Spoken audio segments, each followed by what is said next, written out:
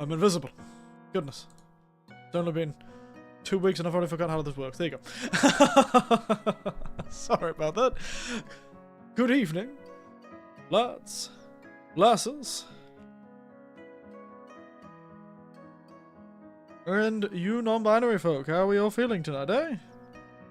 Feeling chipper? Feeling spry? Feeling ready to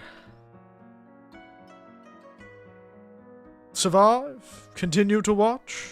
I don't know, exist within my rather amazing vicinity? I know. It's amazing. I'm back. Oh my goodness. Get all your screaming out now. Oh my god. He's back.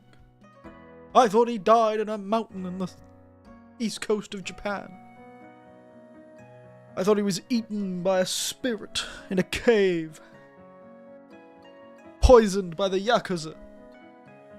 Had his head smashed by a dapper gentleman in a grey suit jacket. Perhaps all those things and more may have happened to me, but I lived. I lived. And I'm living my best life. It's been a good time. It has been a good time. If I was smart, I'd have downloaded a lot of pictures. Was I smart? Perhaps.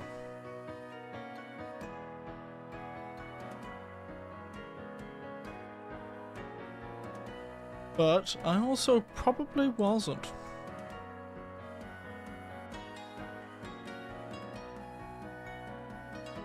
Oh, hello, hello, hello! I don't know why chat's there. There we are. Con Eddie to YouTube, Iberian. Con Eddie. How are we all feeling tonight, everyone? Con Eddie. Con Eddie. Sorry, I'm just making sure I can actually see chat. There you go. Oh my goodness, how's the last 2 weeks been for you, Tiberian? Are you excited? Overjoyed? Surprised that I have survived my journey? How are you, though?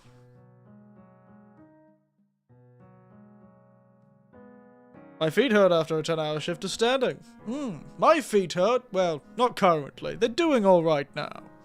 But my feet did hurt after several days of a much higher exercise amount than I have done in a few years, I'm gonna be honest. My goodness. My exercise goals were reached well and truly these last few weeks. It's been about 2 days since I've been back. It's been about 2 days since I've been back. Not traveling, not entertaining my family. I have to wear safety shoes now, so I can't pick comfortable shoes. Damn.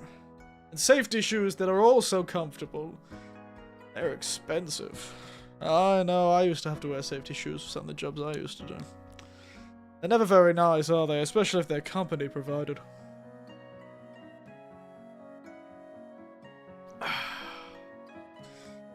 Dear oh dear.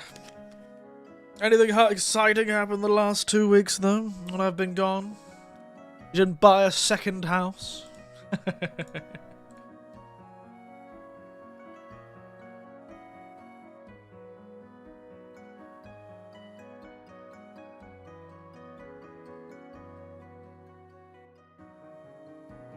Didn't buy a second house. But at least, they're pretending to take safety carefully. We're supposed to be able to get free shoes from all the Amazon's websites, but I can't access my account with them. Oh dear. Oh dear.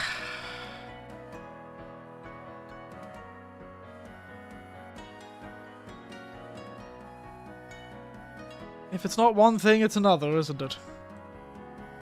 If it's not one thing, it's another. God, I took a lot of photos. No, but I painted my screen room, the one with the mural. Oh, very nice. Yes, I've done a lot. In fact, I've pulled up my photos, my cloud photos from the trip, and I'm starting to realize I've taken too many. It's going to be very hard to show these off. The hardest part is the fact I've taken a lot of photos and they have my nephews in them, so I can't really use those, can I? They do look very dapper, though. They do look very stylish. It's gonna be a pain in the ass. I should have probably spent today sorting out these. It doesn't matter. We'll talk about it later. Maybe I should do it a day at a time. Took pictures of the murals before I painted it. Oh, did you? Did you ever show me this mural? I can't remember.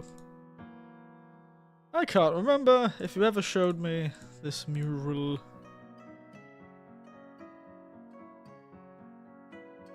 No. Oh. There you go.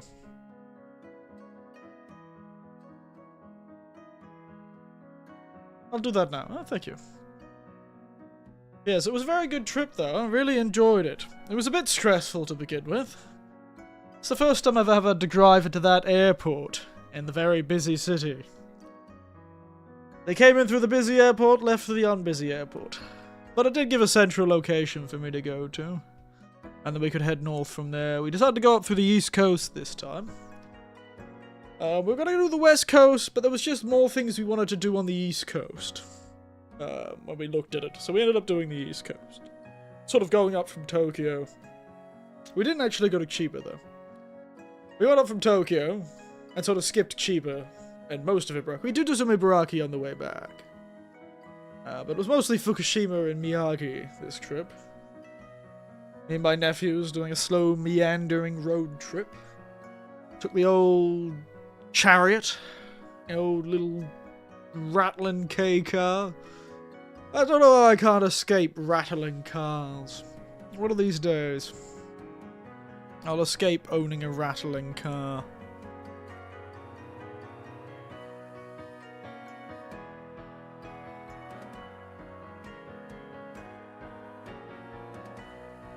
Posted on work. Oh, thank you. Did I open the Discord?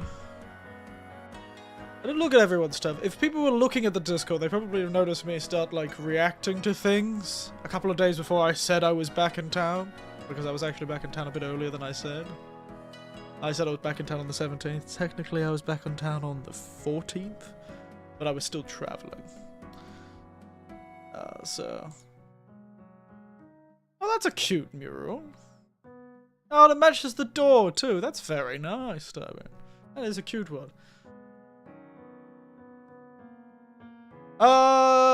No, I didn't see the video. I did see the video. But I didn't... when did I get that? The 10th. Why did I see that video? Oh, I probably saw it when I first got back. You know what? I'll react to it. And I'll put it... I'll just open it. So I'll look at it. But thank you. I did think, I need to watch that video. And then I got distracted for 3 days. Sorry about that.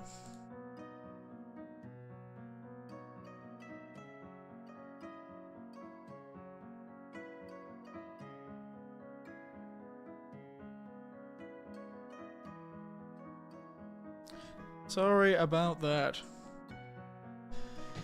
Oh, she bought one? It was surprisingly cheap. Oh, yeah. I don't even know the model I have would be able to handle 3D. I suppose it has some 3D capability, as this hand would suggest. But I don't know if the rest of the body does. This was a very cheap model.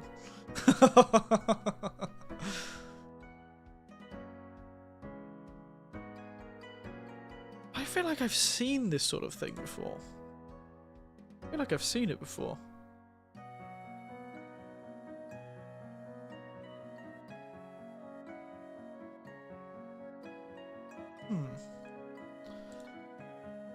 There you go.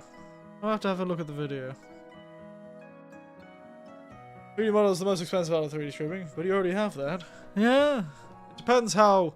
I don't even know how many bones this thing has. I don't even know if the legs work. They do move, so I assume they have some sort of bones.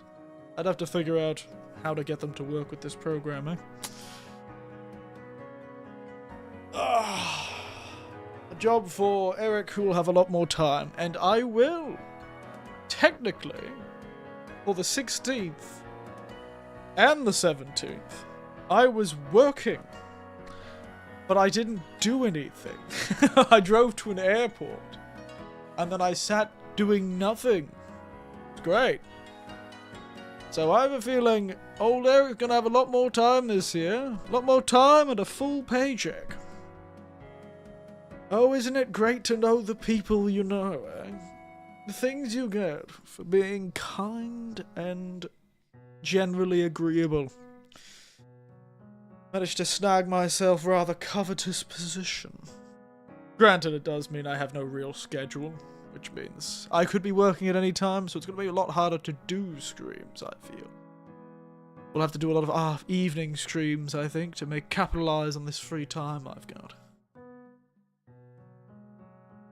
Yeah, that sounds like a future Eric with lots of time, which I will have.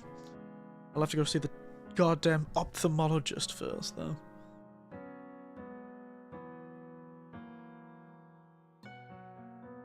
I'm gonna have to see the ophthalmologist first before I start doing something too exciting.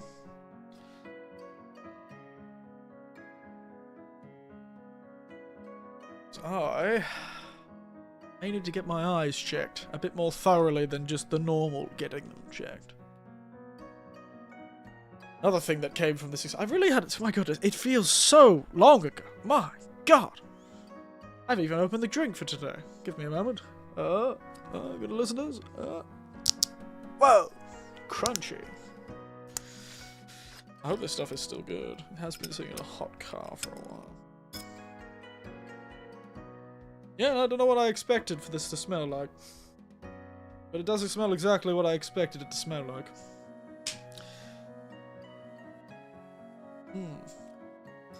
Before I get distracted anymore, tonight's drink is a set of 3. It's one of a set of 3 that I found in a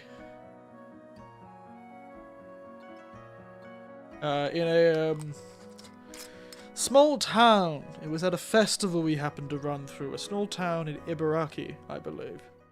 On the east coast. It was when we were coming back. We sort of went up through the mountains and then came back along the east coast because we wanted to go through the Fukushima area and go to the earthquake museum and the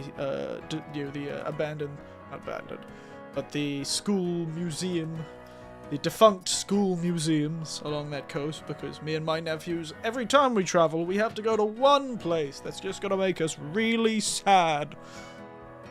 But it was really interesting this time. We'll get to it. It was really interesting. But I found this a small town. Jewel, I believe it was called. Yes, Jewel. A small town called Jewel. They were doing a festival when we were traveling through. A Sakura festival. And this is like an umeshu made in the local area, I'm gonna assume. And it's like an apple tea plum wine. Not the first time I've had a plum wine mixed with tea. Seems quite popular. Every time I go to make my prescription work. I haven't got the right prescription for years now. My right eye's too blurry to read. My gold glasses are broken, missing a screw. Yeah.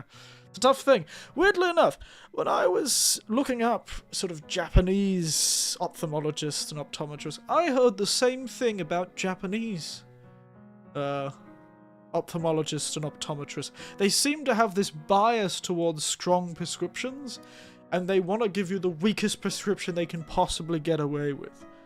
At least that's what a few people were saying. For some reason, I think in Japan there was a belief that strong prescriptions made your eyes worse. Which is, I think I heard that when I was, years ago. That used to be sort of common wisdom that came from somewhere, probably a stupid magazine. I feel like I'd heard that before when I saw that. But apparently in Japan, they have a bias towards prescriptions. For mine, though, it's not my prescription that's the problem, though. What in the hell? That is very clear.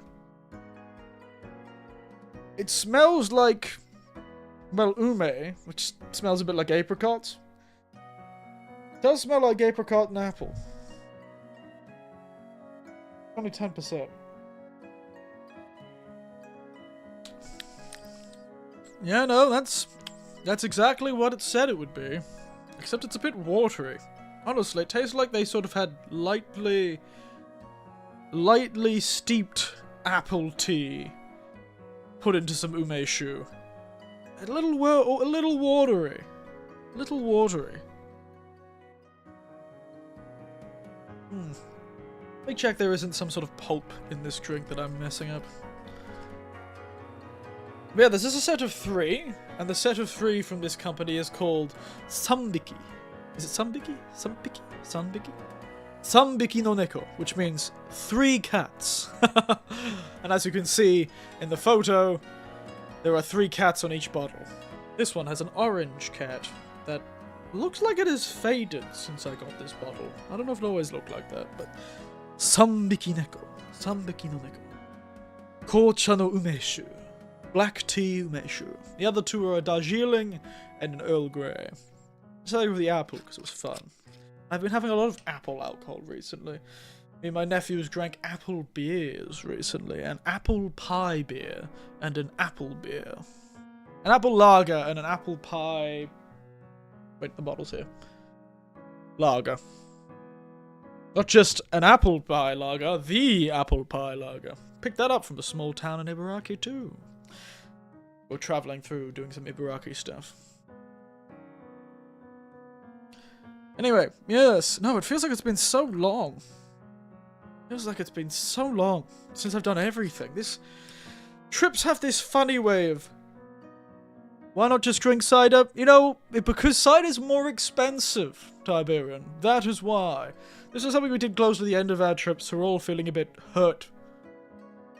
Even though we had plenty of money, we're just the sort that the more we spend money, the higher the bar for spending money becomes, you know? After you spend a lot of time splurging, your sort of standards go up. And so, we just get higher and higher of going, oh, well, you know, I don't really want to drink that sort of thing anymore. It's a bit high, you know? A bit too much. So, weirdly enough, it's because when we found this little town, we found that they had a lot of apples around.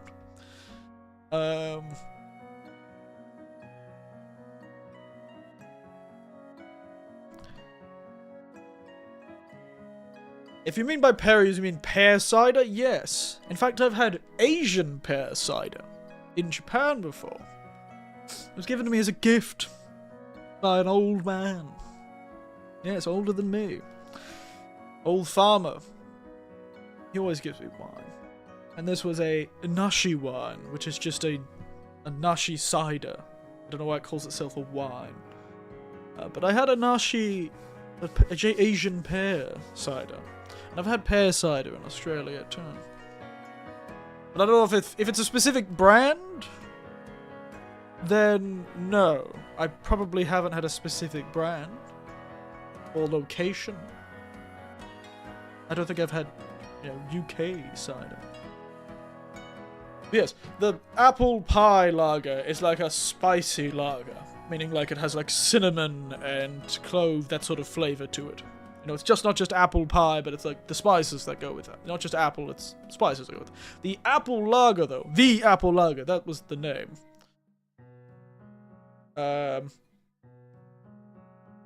The apple lager was just a fairly basic lager. It didn't really taste much of apples, to be honest. Rather disappointed, because I've seen plenty of cider. Japan is very good at making things that taste exactly like what's on the bottle. I had a baked tomato and chili beer, and it tasted like baked tomato and chili. That's what cider is called. Yeah, I thought so. I just wondered if it was like a British brand or something. It sounds like a British brand. Like Pimm's. I always wondered if I'd have a pear pie before. You know, that's a good point. I don't think I've ever had a pear pie either.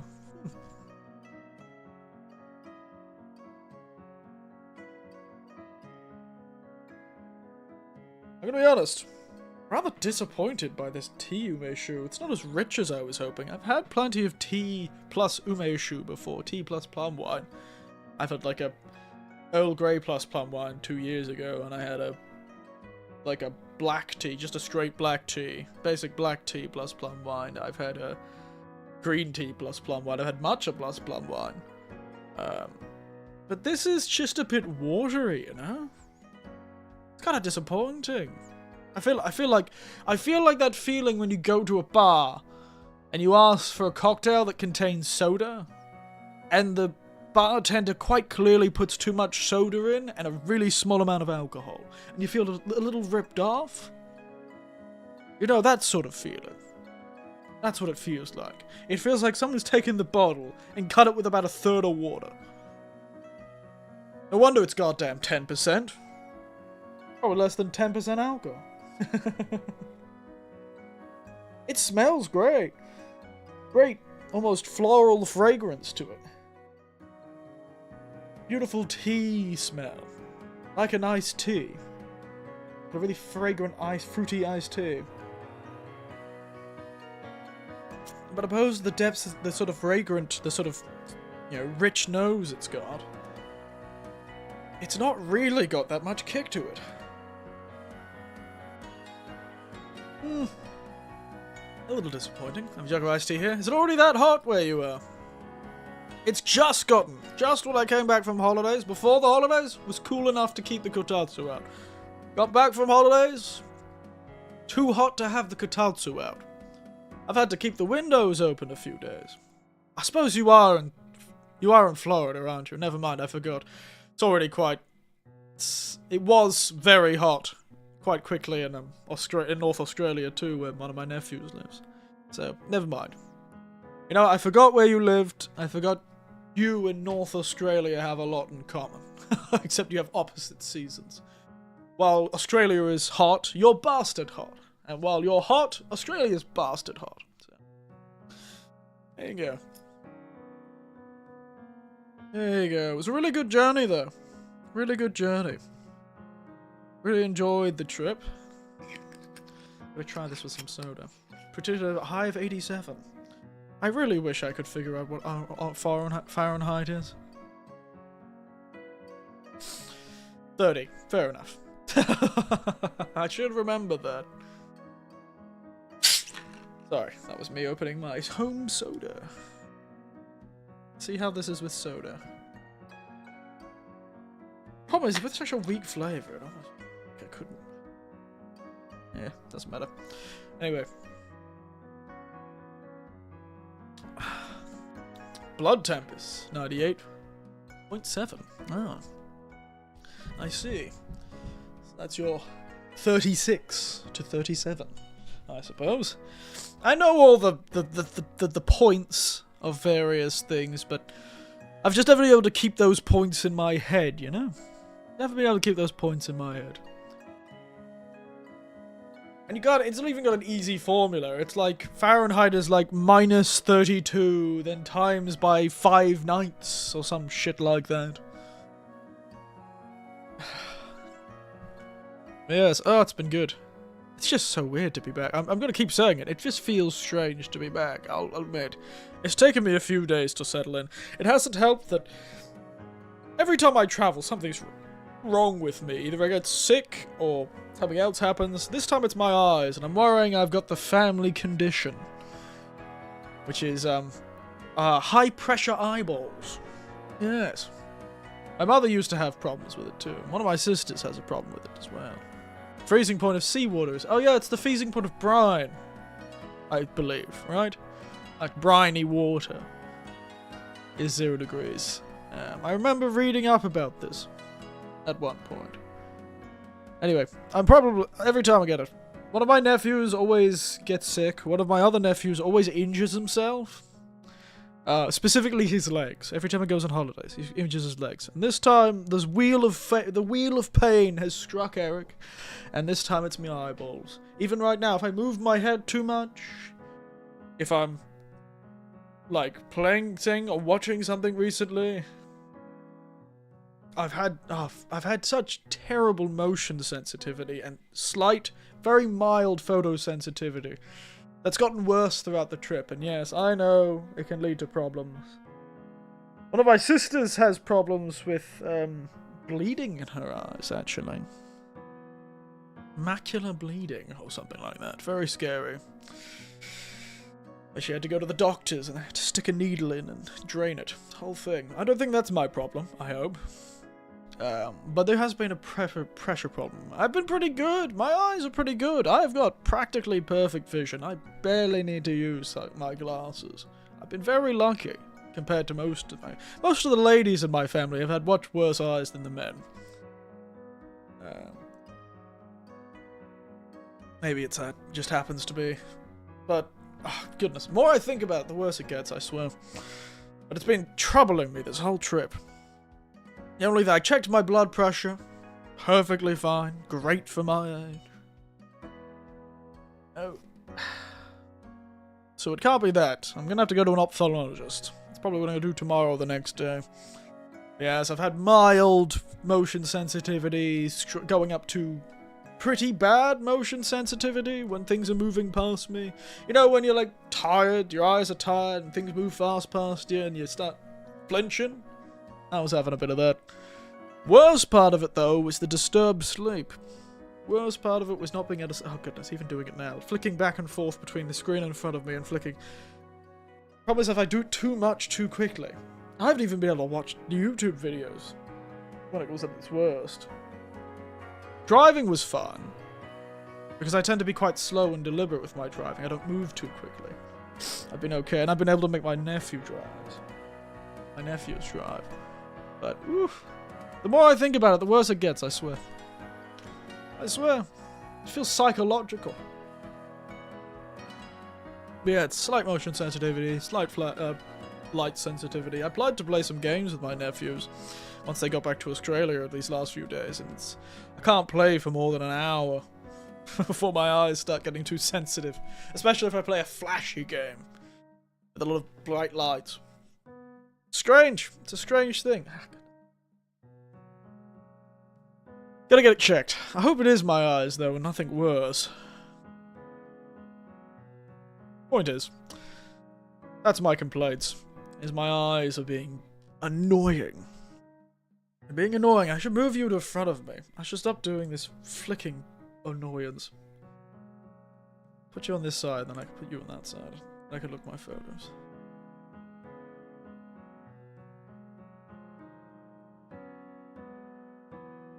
Yeah, I've got to get it checked. I know. But the trip was great. Other than the fact every time I went to bed, I felt like my eyeballs weren't comfortable. It's the strangest feeling. I think it's one of the first times I've ever had this feeling. I'm not this old and I'm still getting new feelings. The best way to describe this annoying feeling, and I'm going to start with the negative before I get on to talking about the positives of the trip. Let's get the negative out of the way. The only negative thing was this. Oh, and some really bad chafing, but that was my fault. A bit of baby powder fixed that. I tried to find some, like, cream, anti-chafing cream, but I couldn't find it. Instead, I just used baby powder. Scared some poor lass as a big-hatted, bearded, blue-eyed gentleman in sunglasses walked in and ran to the baby section of a drugstore and grabbed some baby powder. Yes! Yes! Anti-chafing powder. Thank God! My inner thighs are saved. But no, the strangest feeling. You have gold bond here for that. There's plenty of stuff in Australia, and I'm sure there must be plenty of stuff in Japan, but I was just not able to find it, you know? Granted, when I went looking for it, we were in a pretty big city, so I suspect it was just that those drugstores were a bit smaller. Those drugstores and supermarkets were smaller because it was the center of a rather large city. Less space, they didn't keep... Maybe if I had gone to one of the more countryside ones that served farmers, that probably dealt with chafing, they would have had them there, but, yeah, well. Got menthol cooling for a cooling sensation. There's plenty of different things I used in Australia, but... I don't usually have a problem, because I've been using a lot of more softer trousers these days. But I'd recently found a pair of beautiful denim jeans. Lovely, almost in perfect nick, at a second-hand store, for like nothing, for peanuts, and these were like really nice Japanese denim jeans. And beautiful. Problem is, they were almost brand new. I wonder if somebody got the size too big or something. They fit me perfectly. Problem is, newish jeans that fit one perfectly, I should have probably broken them in a bit more before taking them on, you know, a 10-hour journey. around a town walking in them. That's really what caused the main problem, was those jeans. And the more I wear them, the more comfortable they'll get, but they're a bit fresh. Caused quite a bit of bad chafing along the seam, the inner seam. That was on me. I should have worn them in a bit more. I should have expected this to happen. It's on me. That's on me.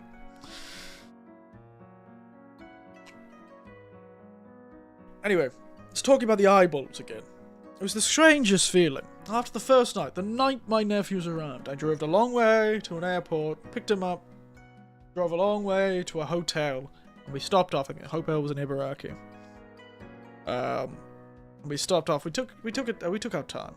The flight was quite late, so bit of a long drive. But I got back and I sat down in the bed, sat down to sleep, and it was like, you know, when you're like uncomfortable when you're trying to go to bed, and no matter how you toss and you turn and you roll over and you change the pillow and you have two pillows, you have one pillow, you have no pillow, and those nights where you just can't get to sleep because you're just not comfortable. Maybe you've got some sort of uncomfortability because you're stressed or you're worried, that sort of thing. Or you're just in one of those moods where you have too much energy. It was always like when I was a kid. I had too much energy. I couldn't sit still. I couldn't feel comfortable staying still when I was a kid. It was like that, but exclusively in my eyeballs. It's like my eyeballs didn't belong to me anymore. No matter where I sat, they were sitting too high or too low, or they kept moving. It felt like they were rolling back in my... It was a strange feeling. No idea what was causing it. I thought at first it might have been stress, but the longer it goes on, I wonder if it's something physiological that just happened to be coinciding with a stressful situation. I usually stay awake until I pass out. Yeah. I'm more of a schedule guy, because that's how I learned to cope with my terrible ability not to sleep.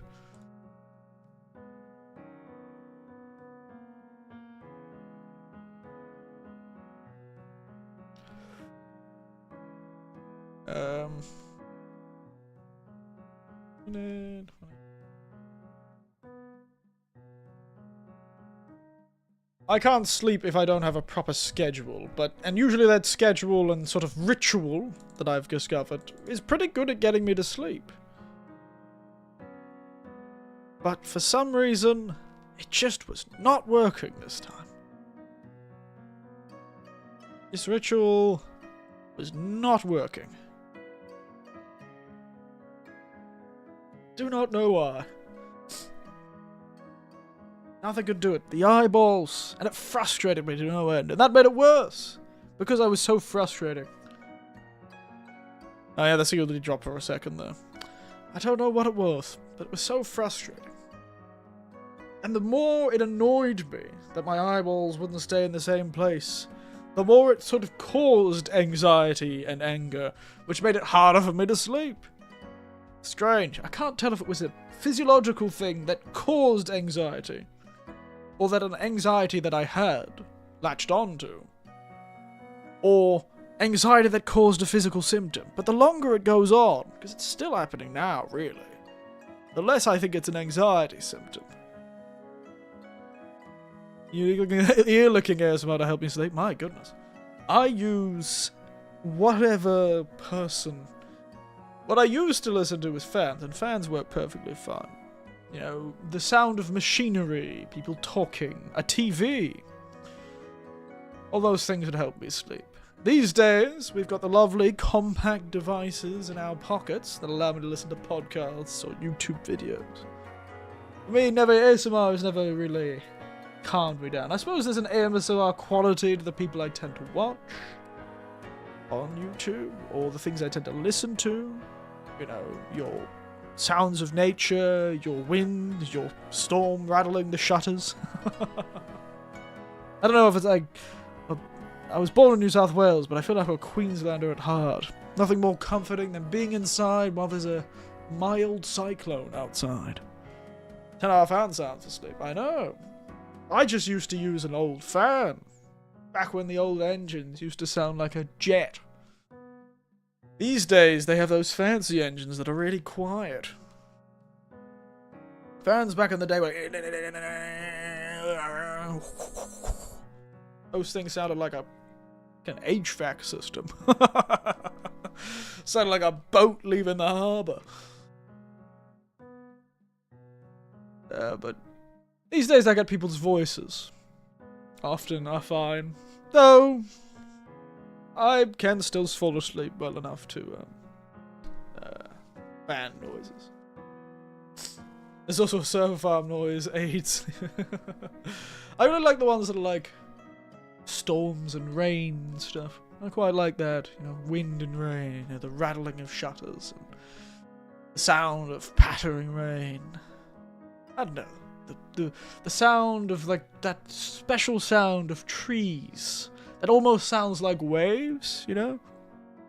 If you weren't listening closely, it sounds like waves because of the trees moving.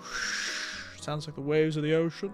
Because I used to, as a kid, we used to travel to this tiny little beach town, North Queensland, far North Queensland, and in this tiny little shack, I used to go to bed. And in that shack, while I was worrying about cockroaches crawling on me or spiders getting in my ears, I used to be rather comforted by the sound of the sea and the trees, because this beach had a lot of big old trees. It was quite windy. So it was kind of hard to tell if that was the sound of the waves crashing, or the sound of the trees blowing. They sort of bound themselves together. Now, to this day, I can't really separate the two sounds in my mind. Like, is that the waves or the trees? I can't tell. Especially at night time. Just sounds like it. I love it. I love it. I love it.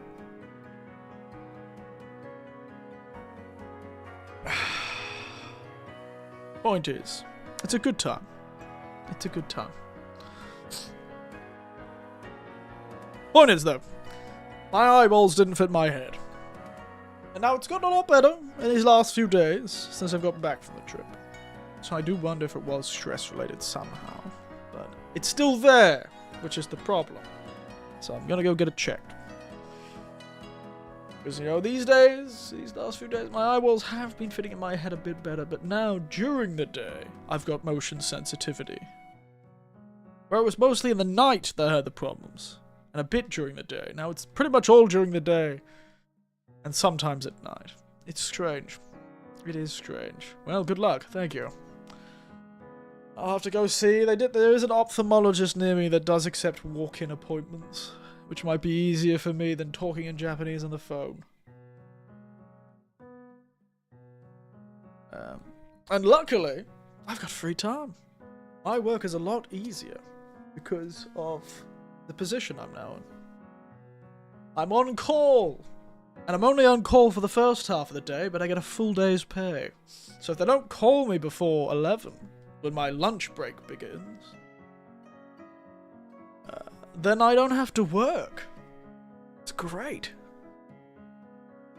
I'm gonna get really bored, or really good at Japanese. Or maybe I'll actually start editing videos again. Never know. You never know your luck in the big city, eh? Never know your luck in the big city.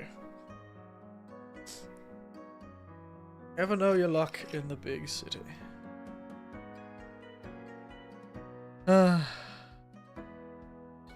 Alright. Let's keep talking. I don't know why I had to say that. Of course! What else the fuck am I gonna do? What the fuck else am I gonna do on this stream? Stare at the screen? Whole stream of this just...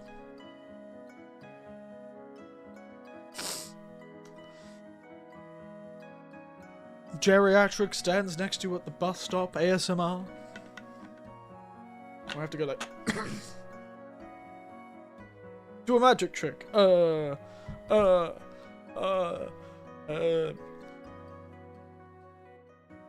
Abracadabra, alakazam.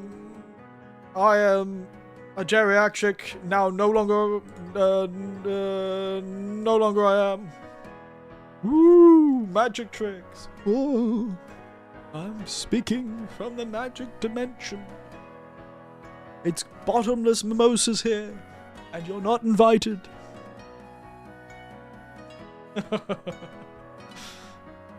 Alright, I'm back. Ooh, ooh, ooh, ooh, ooh. Wow. Amazing. I am unstoppable.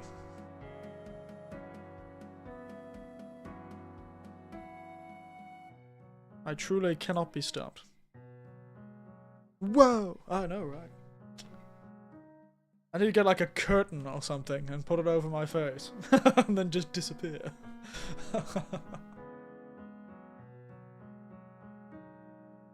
Like one of those dog tricks where they like put a blanket up in front of their dog and then run away as they drop the blanket and the dog's like, oh my god, where'd they go? I just have to trust your people's object permanence is just as bad as a dog's.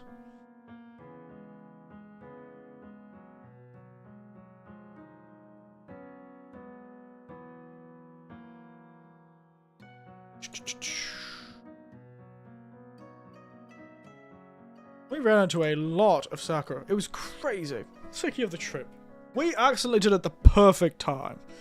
We accidentally did it at the perfect time for cherry blossoms. My god. There weren't that many. The cherry blossoms had already started where I was, well before the trip had started. But when we were going up north, they were in perfect bloom when we arrived. Spectacular stuff. I have more pictures of cherry blossoms than I think I've ever taken in the 3 years I'm here. I've taken a lot of pictures of cherry blossoms, but this trip, I think we were sakura fatigued by the end of it. We were sick of it. We were like, god damn, I don't want to see another pink tree in my life. Next pink tree I see, I'm gonna burn to the ground. It was beautiful. It was really beautiful. But it is fatiguing. It can get rather fatiguing. And we also did run along with festivals, which is good too. Everyone's doing their Sakura festivals. So we did run into a lot of festivals, which meant we got to eat a lot of festival food, which is sometimes good, sometimes terrible. Sometimes it's okonomiyaki on a stick. And sometimes it's a whole river fish. The forests have gotten so bad, the Japanese tourists travel lessons in other countries. The tourists have only gotten bad in big cities. I know there are a few big cities and places like Yamanashi and the like that sort of have stopped doing a lot of their festivals because they're overwhelmed. Because those areas are the areas people go to tourist a lot. We were going purposely to places nobody goes to, except for other Japanese tourists. We met a lot more Japanese tourists in our first few days than we met foreign tourists. And then we went to a few places that were much more foreign touristy. Did meet a lot of Chinese people, though. A lot of Chinese people. But yes, tourism is pretty crazy in few of the major cities. Your Golden Route cities. Hiroshima, Kyoto, Osaka, Kyoto, Tokyo, those sort of things. But we were avoiding those. We were going more north. And this was more of a...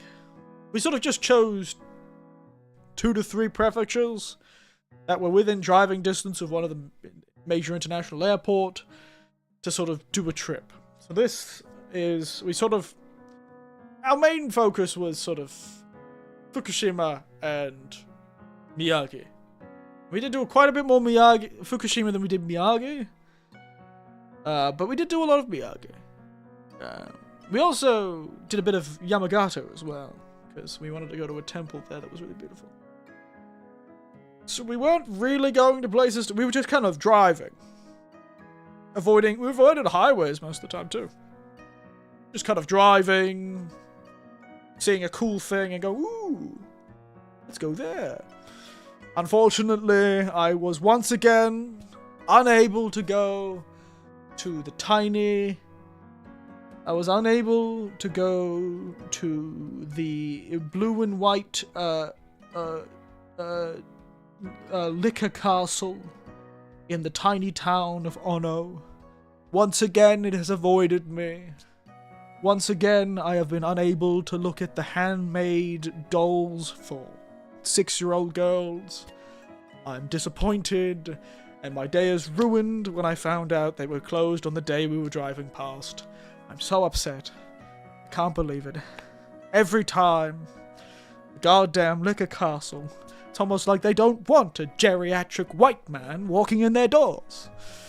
They just hear I'm coming and go, shit, close the doors, mate. I just want to go in the weird castle in the middle of nowhere. I just want to go in the weird Disney castle that makes dolls. It's sort of very strange and bizarre. I saw it once when I was driving to Aizuwakamatsu once. Me and my friend were just shocked and flabbergasted by it. We're like, what the hell was that? We're in the middle of nowhere. Why isn't this town of 1,000 people there a western castle? Avoided me once again, but I did get to go to the cool limestone caves nearby, so I can't complain too much. Can't complain too much. It was a great trip, though. We did start traveling into Fukushima. We started from the south. We're sort of like... Fukushima is split into threes. You've sort of got the east coast. You've got a line of mountains. You've got the center of the... Between those... Like, next to those mountains, between the two lines of mountains. So 2 lines of mountains going through Fukushima. East, middle, west. And I had done some of the west before. I've been to Aizu, Ashiro, that sort of thing. Good place, beautiful place. But we decided not to go as much. We did do one thing on the west, but most of the time we stayed on the east and the center of Fukushima. And it was more of an up and down thing. We went all the way up to Sendai and Miyagi. And then when we came back down from Sendai, we hugged the coast. But yeah, during that sort of trip to Aizu one time, we ended up coming a really weird way from where we live. And ended up kind of going through that. And we went through this tiny little town. And we just saw this goddamn castle. And I so wanted to go to it. It was closed the day we were driving through. I was so disappointed. But I did go to the Abukuma Caves, which are really cool. Super cool limestone caves. Massive. Wonderful. This used to be a limestone quarry, I think. And some poor mine worker smashed through a wall and found this expansive cave system. Beautiful cave system, too. All these cool things. And they age wine. There's cave wine. I bought a bottle of cave wine. It tasted really weird. I don't know why the cave wine tasted so weird. I think I got some pictures of Abukuma. I should show some pictures of Abukuma. Abukuma was really beautiful stuff. I do recommend it in person. It's really hard to not recommend. It's spectacular stuff.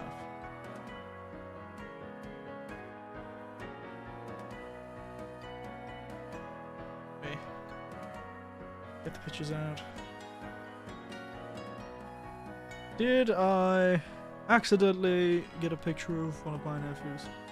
Check that. I don't think I did. I think I did pretty well avoiding them. This is only the first half of the first goddamn day. Jesus. I took so many pictures of this goddamn cave.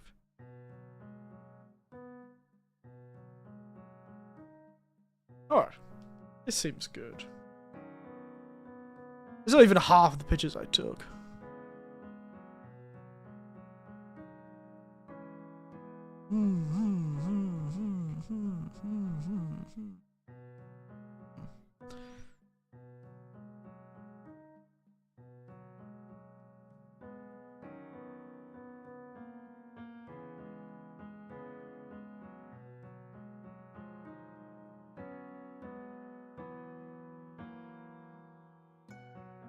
Alright. I think I've avoided everything. That's could be a problem. Cave wine.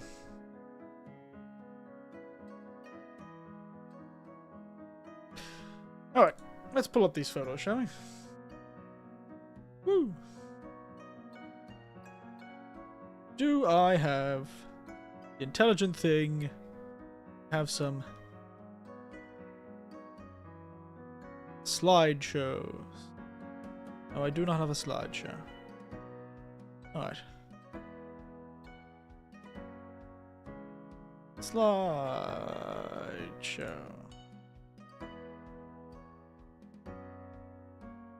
Travel. Pictures. But my goodness, I wish I could have...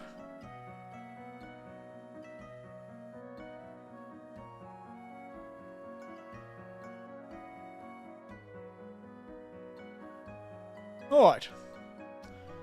Starting with this. There you go. Alright. So yes, as I was mentioning, we drove through the mountains and sort of in southern central Fukushima in the mountains, there was a cool cave system. Now this was planned. We knew this was here. This wasn't something we went, ooh, that's cool, and went to. This was a planned excursion, so to speak. So we got out of our hotel, got on the road, drove up. A bit of the highways. We did take a few of the highways this time, the expressways. Wonderful things. Really boring though. And these are the pictures I took. I don't have any of my nephew's pictures, because these were the easiest ones for me to access. They took a lot more photos. But we started in the mountains. We were very high up. This was up on the mountain ranges. This is an Abukuma mountain range, or whatever it's called. And this is an old quarry. An old quarry. Beautiful place, though. Big car park. Look, it wasn't very busy when we were there, but it was also a Monday. Or something like that. Beautiful. They have even a little observatory. The town nearby is supposedly called the Town of the Stars. Beautiful place, though. Has a little observatory. Very cute. I was playing some crazy anime music. There's a loudspeaker. You can't hear this photo, but imagine it's like, hey, yeah, like, yeah. Like, super like, cutesy anime girl music just blasting out over this empty car park. God knows why. There's a cool little shrine. I climbed up the shrine because I got terrible impulse control. Cool mountain.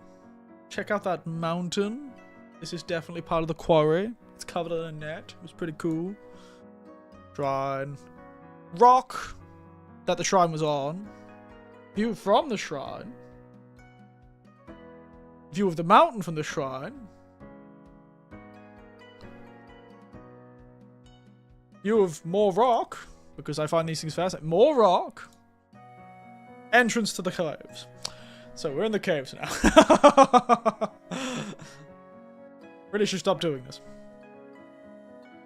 Point is, it actually looked close. I'm going to be honest. It was so empty and so nothing there. It actually looked close. There were other people there, though when we were in the caves, never saw a sight of them. There were clearly other people in the cave. I could sort of hear them, but I never saw the damn bastards. Yes, we entered the cave. It was very nice. Spooky entrance. Woo! Look, it's so spooky, even though they've covered the floor in concrete. Point is, I took some pretty haunted photos, like this one. No, the lights do not look like phallic objects. That's just me moving my camera while it was taking a photo.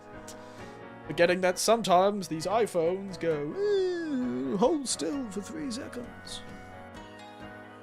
Photo is not haunted by phallic ghosts.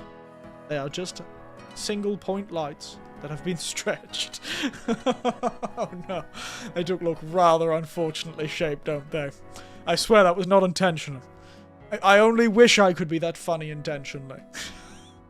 Oh dear. We're just gonna move on from the phallic lights.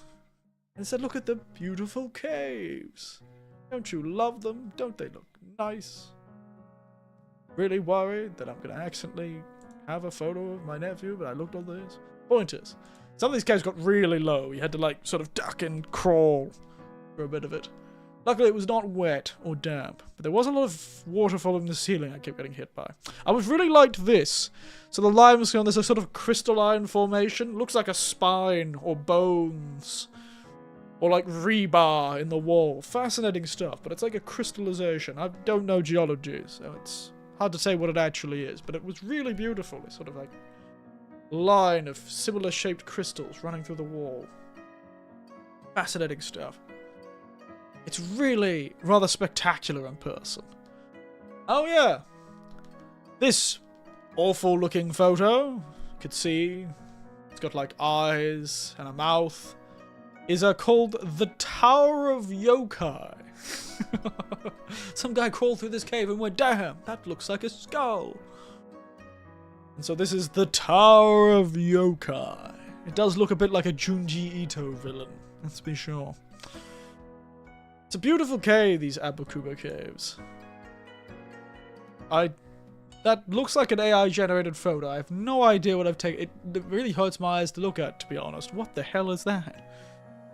What did I take a photo of? Just stone. It looks like I've been consumed by the earth. Oh, it's the... I can see it now. It's a stalagmite that's broken in the middle. Yeah. More. Oh, I found this really fascinating. Throughout the caves, there were all these lights. But the funny thing was, near a lot of the lights, there was moss and lichen. Nowhere else in the cave. Where there was no lights, there was none of this. But where there were white lights specifically, a lot of this greenery had grown in the caves, which I always find very fun. You see it a lot. The sort of greenery being grown by the lights themselves. That's all the light they need to perform their particular form of photosynthesis. These tiny little lights have caused this greenery to start growing in this one spot and nowhere else in the caves. It's really fascinating stuff. Oh yes. I think this is supposed to be like the waterfall or something. This is supposed to look a bit like a waterfall, I think. This is the entrance of the big cave. There it is. The giant cave. It's really spectacular. Really hard to describe the scale of this place in person. It's huge. Absolutely massive. Look at it, it's like a story. It's like a couple of stories tall, this cave. Huge, huge place. Covered in these rather dramatic bits of lighting. Such a beautiful cave. I really enjoyed it. And it had this really fascinating arrangement where some of the rocks looked like... It had looked like they had gotten Buddha statues, like Jizol statues or statues of Buddha, and left them in the cave and they'd sort of melted. Gave this really creepy look where it almost looked like they were heads. The old cave coral looked like heads and statues and the form of people. No wonder. I would have thought if I was a peasant and I had found this cave, I would think it was haunted as hell. I would have thought this place was haunted like nobody's business. This is called the Christmas tree, this particular formation. It supposedly looks like a Christmas tree. Don't really know about that, but apparently it does. This is the Christmas tree next to another one there. Slowly forming over time. It's so strange. Another skull. This is on the back side of the Christmas tree. It looks a bit like a skull. Me and my nephews thought it looked like a bit like a skull, don't you think?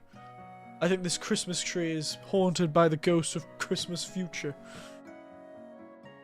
God, it looks... The whole cave, I never get over what limestone and weird cave formations do. It feels like it should be soft. A lot of it looks like fuzzy, or soft, or like it would be squishy if you touched it. Like a mushroom, but it's not. It's a rock. But it looks like it should be easy and soft to touch. Oh, here's the cave wine.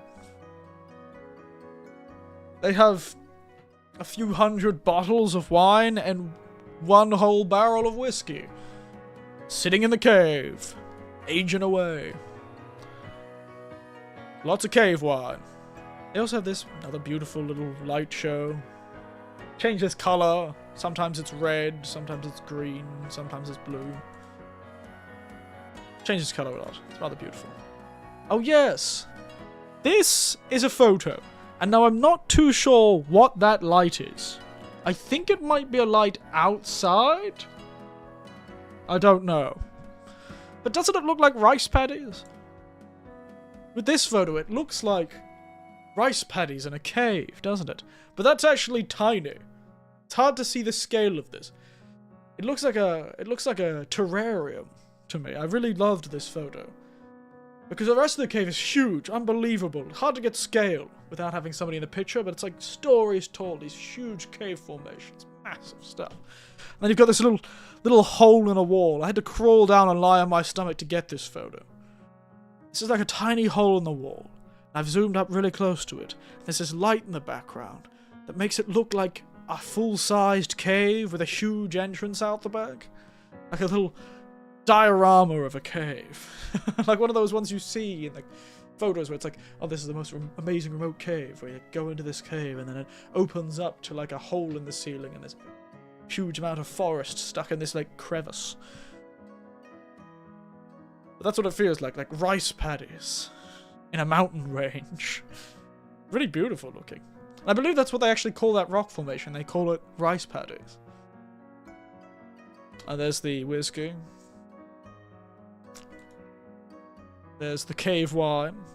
More cave wine. Now what's next? Oh yes! Our next travel location. Takizakura. The Takizakura. Go back to the cave wine though. I'm going to talk about the cave wine. So I did buy a bottle of the cave wine. It's funny because they have a little description plaque with the cave wine that says when you buy some of this wine, because it's just been sitting in a cave, the label might be a bit meh, depending on how damp the cave was while the wine was hanging out there. So, sorry, it's not going to look like the most beautiful label, but the label is going to be a bit screwed up, and that's part of the story, part of the joy. Excuse me. So we got a bottle of this cave wine. We didn't drink it for a couple of days. But then we ended up having a night in at one of the hotels we were at. And we drank some of the cave wine. And it tastes really weird. Like, one thing, it definitely didn't have depth, but it was using an unusual grape. I don't know what this grape is, to be entirely honest.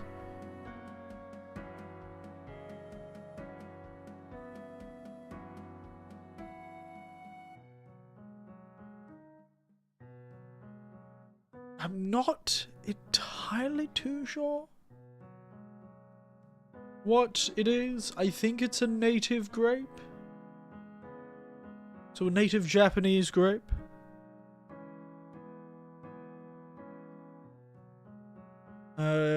But don't know where they're called Yamabudo. So this was made with Yamabudo, and I've had Yamabudo wine before, and it had a more traditional sort of red wine sort of nose and flavor profile.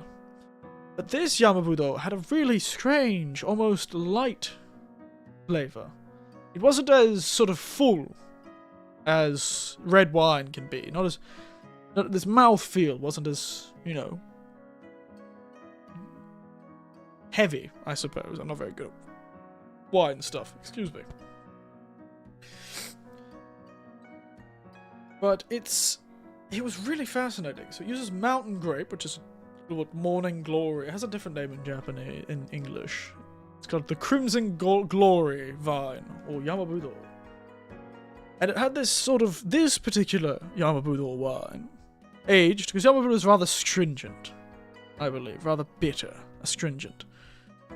So they often need to age it, because like most reds, it can be quite difficult to drink when you've just made the wine. But this one had been aged for a few, I think it was from 2023 or something like that. 2024? 2023? Doesn't matter. So it had been aged for a while. And this one had this sort of like dark fruit flavor, almost like a cranberry, or a cranberry sort of flavor, or what's the other thing I'm trying to think of? Like cranberry or blackcurrant, you know? That's what it was, really overwhelmingly like, almost like a cranberry blackcurrant juice. But like a juice that had been slightly watered down. It had none of that depth, you know? It didn't have that sort of depth to the flavor. There wasn't a richness. It was quite light and skating. Sort of like a juice would be. And it was just so strongly of this sort of light juice flavor. It's like cranberry blackcurrant flavor that it kind of took me off guard. It did have a bit of bitterness, it did have a bit of other things, but it just really surprised me, because I'd had it before. I swear they must have mixed that other Yamabudo I had with some red wine, maybe. I don't know, some more traditional red wine, because this was quite light. Didn't have the sort of depth or the richness of a red wine, which is not bad, you know. Sometimes you do just want a light juice wine that's slightly bitter and not too dry. I wouldn't describe it as exactly sweet, though. It was like a like a sugarless fruit juice. Like a no sugar fruit juice, you know? Tasted very healthy. Tasted very healthy. I did spill a glass of it on the floor of the hotel, which made me feel really bad. Luckily, it was a floor and not a carpet. Point is, it kind of reminded me of this one. I don't know if I liked it, though. A bit expensive. Didn't really like it as much as I would have liked for the amount I paid for the goddamn cupboard wine, the cave wine. Interesting stuff, though. Really fascinating.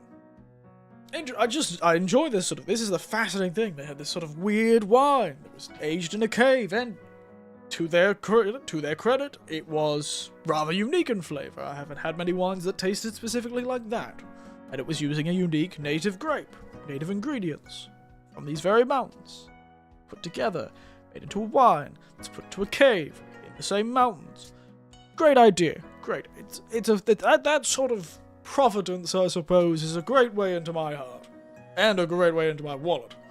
If you've got this cool, like, story, and it's local, it's got a weirdness to it, it's got an interesting story of how it came to be, it uses strange ingredients, all of those things, and in a really weird bottle.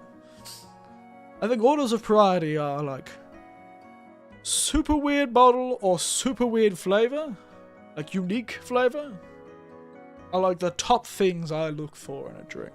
But I'm looking for a weird alcohol to buy. Or a weird soda. We drank some really weird soda while we were traveling. That sort of stuff is what I look for when I'm making decisions with my wallet, especially when it comes to alcohol or drinks. Sorry, my eyes are being sensitive again. Point is... I'm just gonna keep them closed. Point is...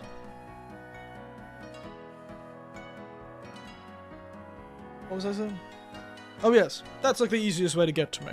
Now, which of those two, super weird bottle or super weird sort of ingredients, wins out depends on how weird the flavor is and how weird the bottle is. Like, I bought a really, really fun bottle that I hope to show off on stream sometime. I will, hopefully, show it off stream sometime. Really, really fun little bottle. Hilarious. And in that same place with that really cool bottle was a heap of... Oops, sorry, punch the mic. I've got my eyes closed so I can actually see where it is. I'm just gesturing into the air and hoping it is. But point is, what was I saying? Yes, no, wine. There was a lot of other wines there in that store. This little local liquor shop that was selling local stuff. In an old building. Next to a temple on a mountain. Really cool place. It's an old building. Had a lot of interesting, like, local wines, and like a watermelon liqueur, and a cherry wine, and a pear wine. Could have just been cider, I don't know, but there was a lot of interesting flavors there. But, you know, watermelon's interesting to be a liqueur, but, you know, it's not that interesting, you know? Oh, cherry wine is interesting, to be sure, but I'm pretty sure I've had a cherry liqueur before. You know, I don't know if a wine would be that different. Point is, all that sort of thing was interesting, but then I saw this hilarious little bottle, which I'm not going to say about what it is. It's great. I'll talk about it later. Point is, it depends what the flavor is. Like, if in that same store there had been something truly absurd, like, I don't know, like bamboo shoot liqueur or something like that, maybe I would have bought that over the bottle that I got. But it would have been pretty hard to beat this bottle. It was a cool looking bottle.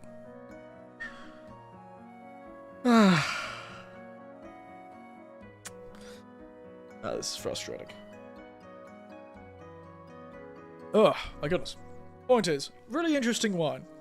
Even though I didn't enjoy it as much as I've liked to, considering it wasn't necessarily cheap for a wine. Wine is generally cheap. And this wasn't too bad, especially not compared to Australia, but I would have liked it to be better. Fun though. Cave wine. Drink of that cave moonshine. that hole in the ground hooch. It was nice. It was nice. It was fun. Anyway, moving on. Next, the Takizakura. This is a 1,000-year-old cherry blossom tree. We, my nephews, were driving through the mountains. And we saw this one on Google Maps as we were heading to the nearest capital city to have some lunch. Traveling through the mountains wasn't too far from the caves, actually. We spent a lot more time in the caves than we expected. And we went, ooh, actually, it might... We'll see. And then we driving through the mountains. And a friend of mine had mentioned that in the mountains of Fukushima there was a really beautiful cherry blossom tree. In this sort of like garden. We're driving through and we saw one. We went, oh, we'll go check it out. There wasn't much blooming. Then we saw another one which said, way more busy. It said, super busy. We're like, oh. Like that. And Google Maps, it kept showing it to us. Like, you must go here. And I was like, okay, fine. Let's go there. So we traveled a bit further through the mountains and came across what could only be described as a Walmart-sized parking lot in the middle of a valley, in the middle of what felt like nowhere, and apparently most of the east coast of Japan. In this parking lot, it was full of people. There was people everywhere. It was on like a Tuesday or a Monday, I can't remember. Point is, it was a weekday, and it was busy. My god, it was busy. Luckily we got a park. We wandered in, and lucky to us, because of this busyness, around this, like, town, it felt like a town had been set up around this sakura. And it was, look at all this. These people really lucked out for their stall. Look at that beautiful thing.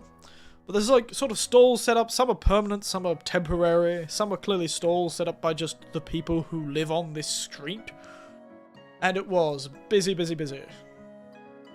And it's this. This is the first picture. There it is. The Takizakura. Above some... I can't remember what their other name is. But they're... Calendula? Canola? I can't remember. I think these are canola flowers, maybe. I just don't want to say their other name because I don't want YouTube to attack me for it. They have a very dramatic other name that is something I used to say a lot, but now I get a lot more awkward when I'm on the internet. You'll know why if you look it up. Point is, beautiful, big, apparently 1,000-year-old tree, which was a cutting from another tree. What is this? Is like the Miharu Takizakura. Miharu giant tree. This beautiful, giant sakura tree surrounded by a field of flowers. And apparently most of this area had so much sakura. This area has so many sakura. And there were other very old trees that were also cuttings of this tree. A lot of the sakura around here are probably relatives of this specific tree. They even sold you cuttings. You could buy a cutting. Plant your own sakura tree as a clone. Beautiful, ancient, absolutely held together by duct tape and prayer. Look at that thing. Look at how many supports this thing has. It's old and very, very gnarled. It's just like me. Well, it's this 1,000-year-old sakura. It was very beautiful. Much more beautiful in person.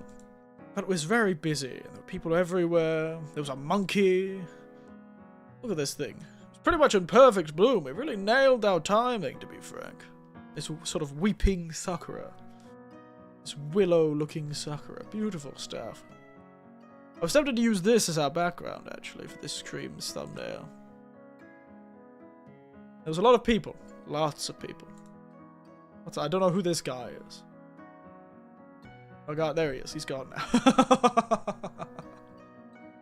There were actually a few foreigners at this place, too.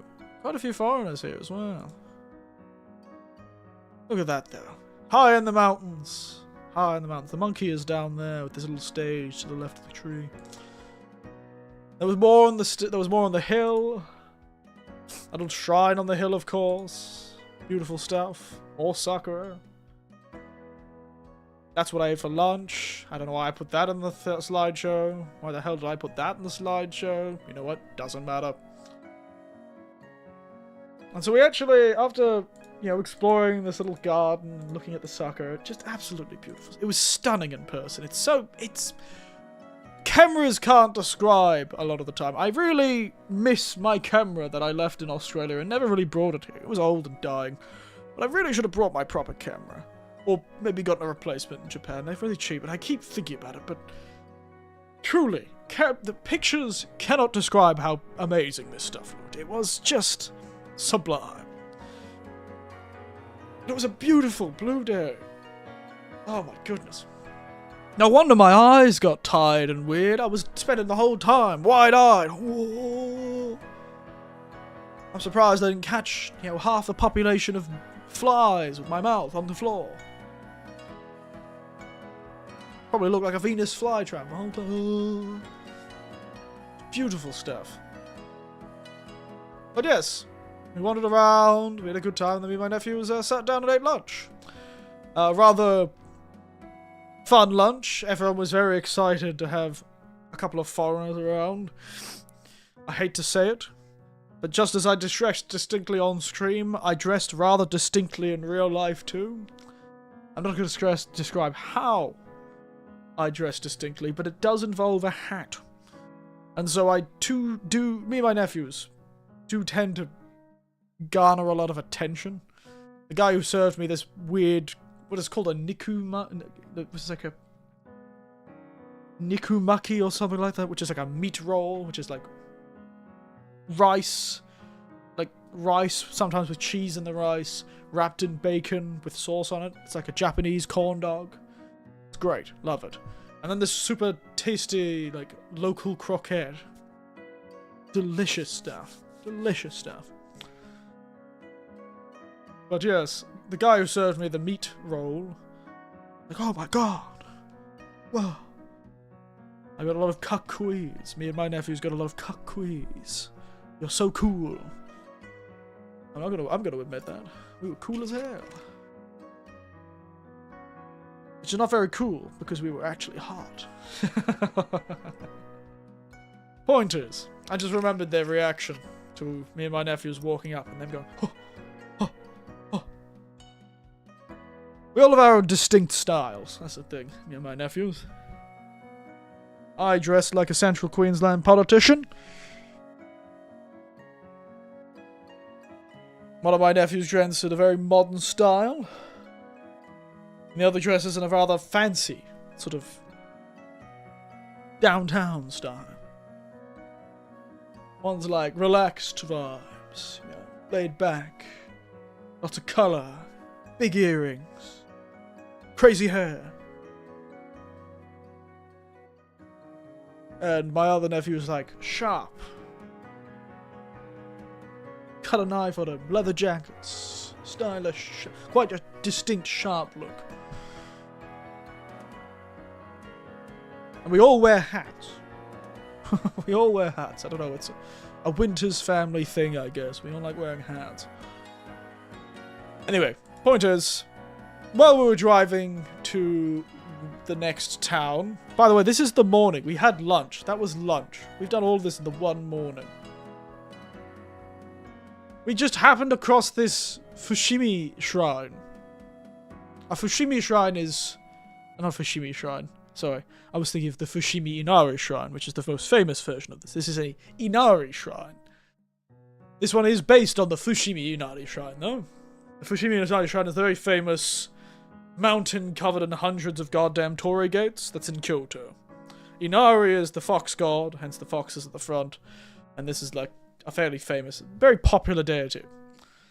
And this sort of style, you occasionally see it. It's always an Inari style, with the hundreds of torii gates where you're like going through a tunnel.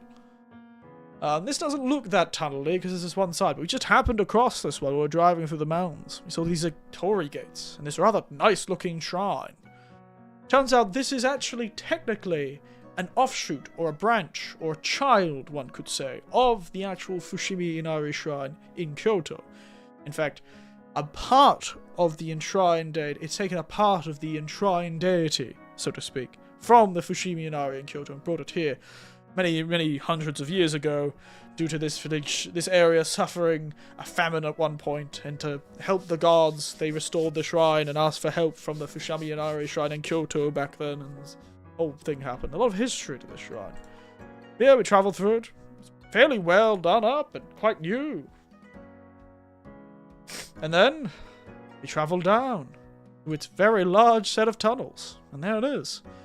Such a nice, such a Japanese photo. It almost looks fake. So this is the last photo of these stack of photos that I downloaded. And this is only one half of 1 day of a 10-day journey. Or 11-day journey? 12 days? 10 to 12-day journey. Took too many photos, but we really had this beautiful time. It's this funny thing, we're just driving through the fields and bam! Shit you can find, eh? It's a town that keeps giving. Went through a cave, which we planned to do. Thing which we found on Google Maps, and this which we just found. Just traveling, driving along. It's fascinating stuff, really. Really fascinating stuff. I really enjoyed it. And then you read the little histories and all that sort of thing. Look at that. Whoa.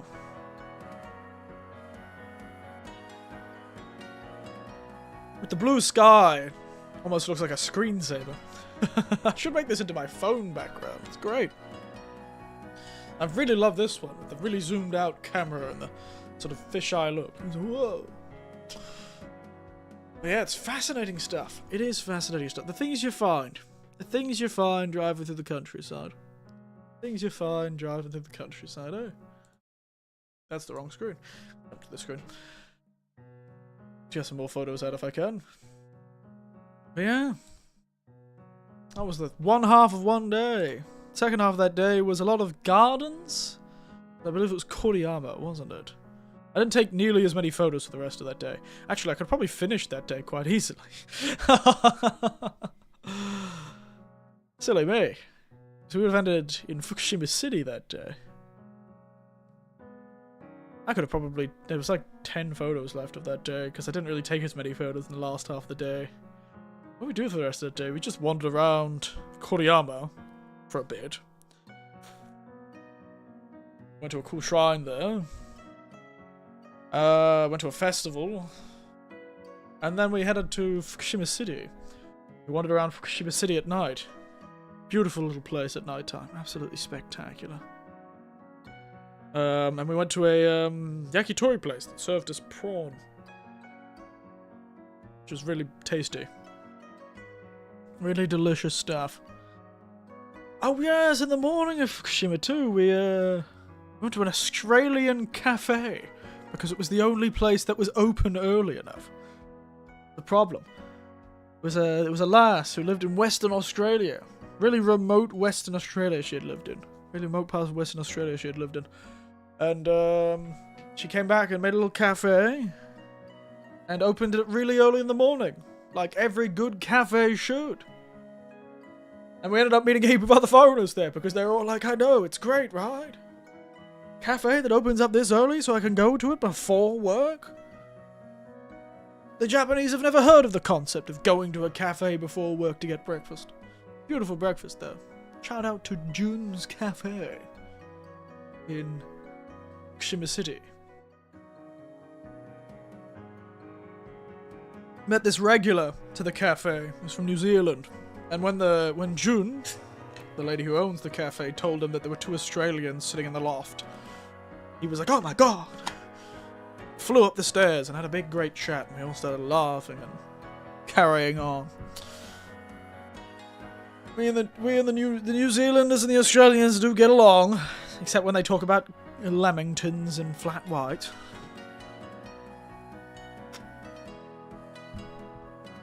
Point is, it was a beautiful cafe. I'll get the pictures for it next time. Oh, in fact, I might have to do more. I might have to commit to longer streams to actually get through these, because I've taken genuinely hundreds of photos. Maybe I wasn't really prepared for this stream. This stream was more of a quick thing to make sure I was still alive.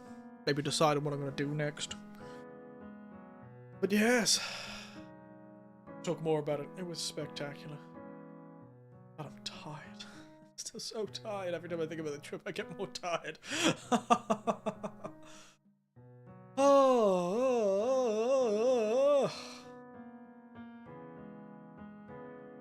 I fall asleep on this stream. Point is, it was a beautiful time. Really enjoyed it. So the first day, yeah, we just went to the caves, we went to the big tree, we went to the weird shrine in the middle of nowhere. Wandered around the city. And then we ate some yakitori, which was very delicious. A little delicious bar. Lovely yakitori. And then we ate the most beautiful breakfast with the lamington was divine. She makes... I've got to make some lamingtons because she made such a good lamington. Such a wonderful lamington. Made such a wonderful, wonderful lamington.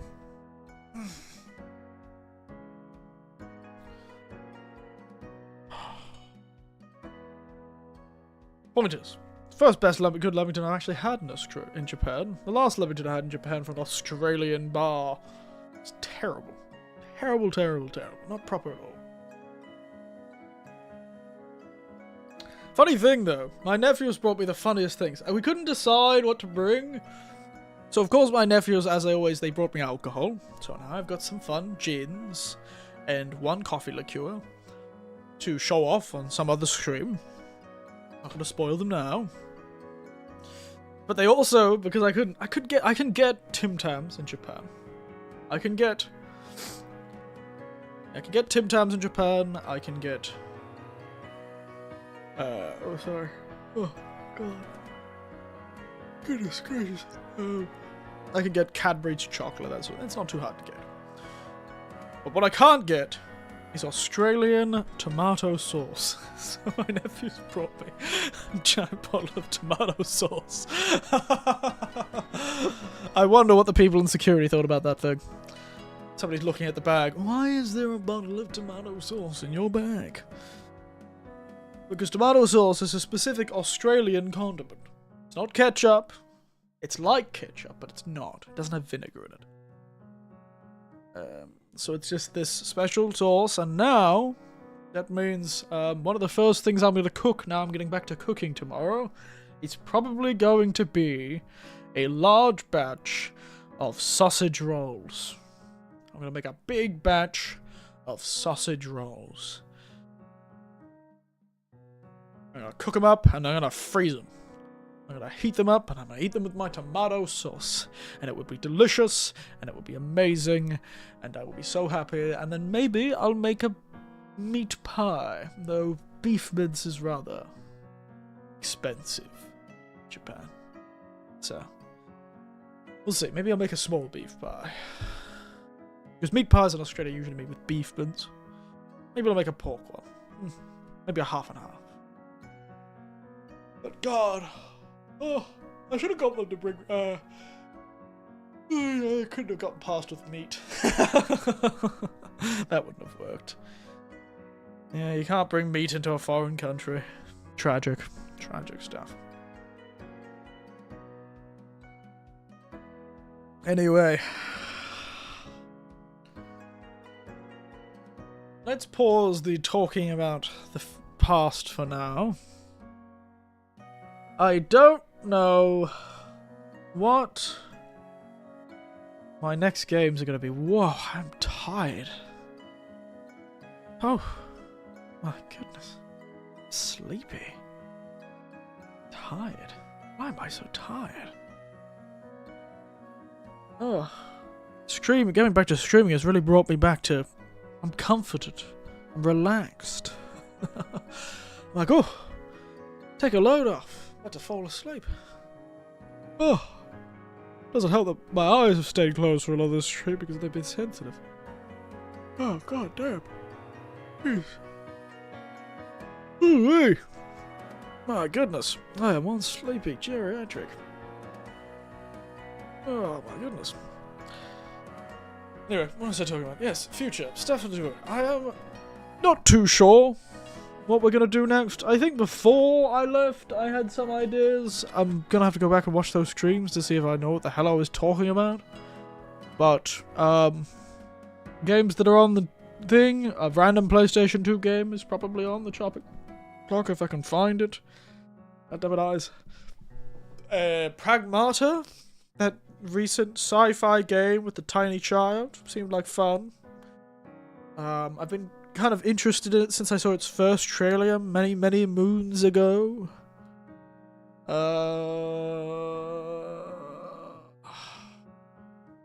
What else? Don't know. Things to discuss for next time.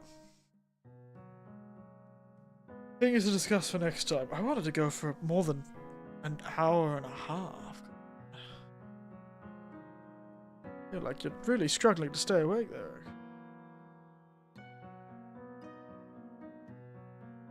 Anyway, yeah, so that's probably what we're looking at. A PlayStation 2 game. Probably Pragmata, because that was the game I was interested in before we left. Before I left.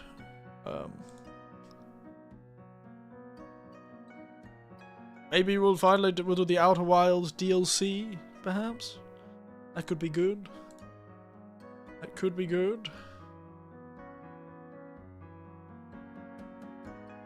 Hard to say. Hard to say what we'll do. Oh no, we'll play Bunny Garden number 2. Goodness, the things that people sell on Steam. It's funny because it's like a top-selling game. The top-selling games of this week: Pragmata, Windrose, Counter-Strike, and Bunny Garden 2. I can't believe Counter-Strike is always the top-selling game, and also Slay the Spire 2, which is early access. My nephew was playing a lot of Slay the Spire 2 on his Steam Deck. One of my nephews playing a lot of Slay the Spire 2 on his Steam Deck. Was a lot. Yes, excuse me. Yes, otherwise I don't know what to think of. We'll think of it later. I think it'll be a slow wind up. I'm gonna see how often I get called in while I'm on call, so we can start making estimates of, can I risk streaming in the morning? We may not know. It also just might mean that I need to like do a lot more guerrilla streams where I'm just, wow, jumping in and out, getting to like 9 o'clock and going, alright, I don't think they're going to call now, and so I'll just risk it and start a stream, and then just hope it doesn't cancel, and if they do call and I end up getting some work for the day after I start streaming, we'll just like pause the stream and do another stream later that night, or something like that. I don't know. I haven't really decided how I'm going to operate around my really random schedule. But it'll be a lot of on-the-fly stuff, so you guys got to keep your eyes on the channel, because it'll probably be a lot of me just streaming when I can, streaming when I want, doing stuff like that. We'll see, we'll see. They'll tend to be either later morning or even in the afternoon, because I'll be guaranteed not to have any work in the afternoon if they don't call me by a certain time, so then I'll be able to do sudden streams and maybe play all afternoon. But I know a lot of you guys won't be awake. It'll be like 4 in the morning, or that sort of thing for a lot of you people, so it's gonna be tough. It's gonna be tough. Be tough. But we'll figure that as we go along. New year, new me. New academic year, new academic me, as they say.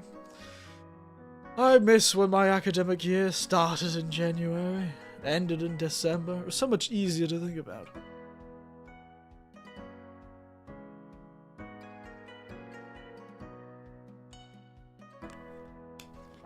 Anyway, it's been good. I'll have to describe more about the trip, because we did a lot. A lot. We went to a lot of old houses. We went to a hot spring village with a giant water tank made of wood. We went to a garden full of beautiful plum blossoms. We found a random Meiji-era house and a building, an office building that used to be the old sort of like county office of this area before it had its modern iteration. The Emperor once visited this place. Ooh. We found a castle in the hills. It was fun. Extremely windy though. And then we ate some of the absolute best tonkotsu. Oh, God. It was divine. It was unbelievable. Just thinking about that katsudon made with that tonkatsu. Oh, oh, my God. So delicious. Oh my God, it was so tasty. Ah, if I could only live next to that store, I would go there every day. It was truly such a delicious meal. It blew me away. Blew me away. Just little sort of tonkatsu. Tonkatsu, by the way, is like pork cutlet. Like breaded pork cutlet. Japanese style. And it was unbelievable. It was... We had a lot of good meals on this trip. We were really nailing it with the meals this trip. Yeah, the restaurants we went to were just often unbelievable. Starting though, we did start strong. It was hard to beat that. It was probably, I think nothing beat that tonkatsu. That tonkatsu restaurant. Tonkatsu restaurant? Tonkatsu. Tonkatsu? Tonkatsu? Tonkatsu. Katsu? Sorry, I forgot. Tonkatsu might be the ramen. Tonkatsu is what I'm thinking of. Sorry. Tonkatsu. Maybe. The goddamn pork cutlet restaurant. That place was unbelievable. Unbelievable. Then we had nice cocktails. Traveled to Matsushima near Sendai. Had a great day there. Ate a really beautiful seafood bowl. Oh, that was a really nice seafood bowl. In fact, I sort of, in a way, made a vague recreation of that seafood bowl tonight for dinner.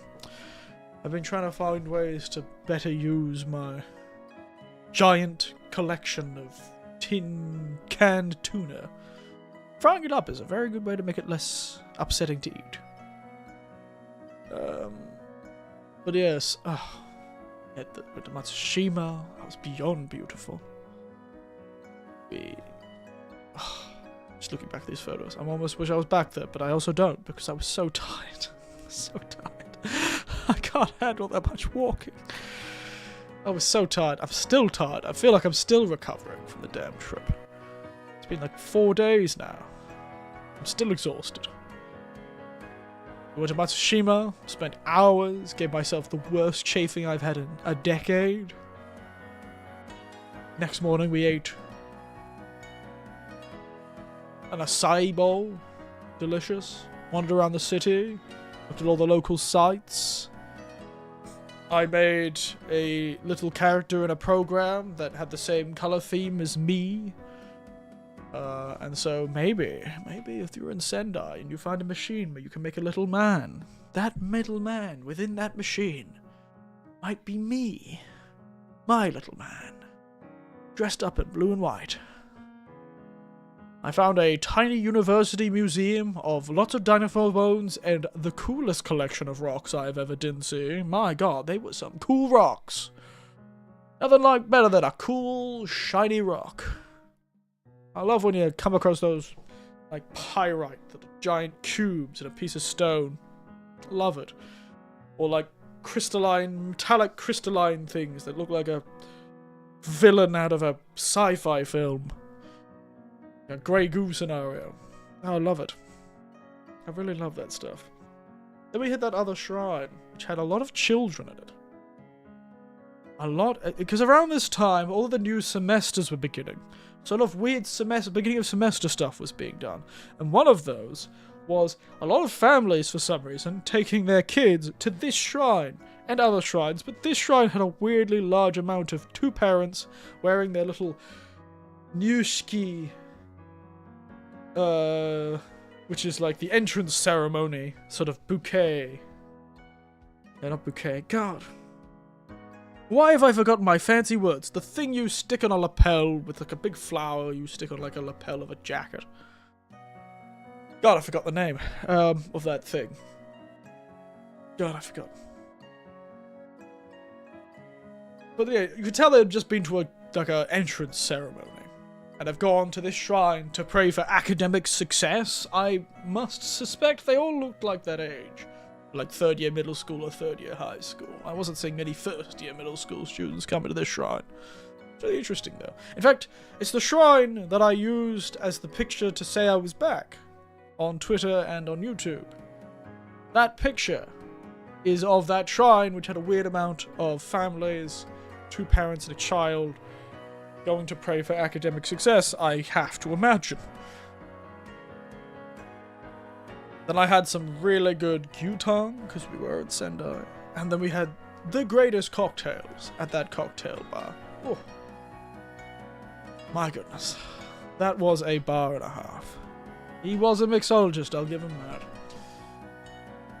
Oh, I wish I could have gone to more bars, but they're always so expensive, and we were so busy, and we were so tired sometimes that we couldn't go out at night time. I really do wish I had gone to more bars. Some of the bars we went to were just amazing. Good old bar mixology near Sendai Station. That was a lovely bar. The bartender was fantastic. He was very creative, had the most interesting drink. I'll have to get my nephew to send a photo, and I'll talk about it on another stream. But it wasn't his recipe. He had a lot of original recipes in his cocktail book, and I've had a few of them. They were delicious. But one of his recipes that I think he got from one of his teachers, his masters, so to speak, when he was learning cocktails, was this bizarre cocktail. It had like 4 ingredients. It had vodka. It had lemon juice. It had... And it had... I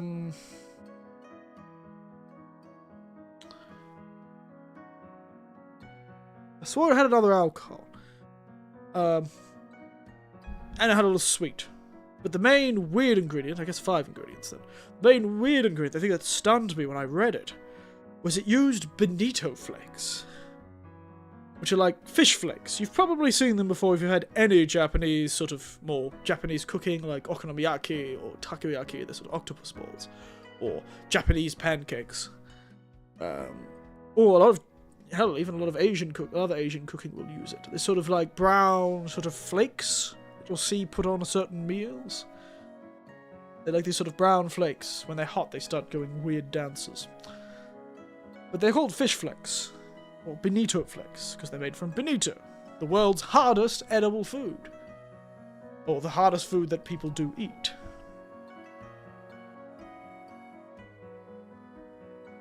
And we're not talking about Benito Mussolini. Oh no, Bonito. It's not Benito, Bonito. I believe it comes from something called like katsuo or something or other. Point is they cook it, then they try it, they cook it, they smoke it, and then they like ferment it into this rock solid fish.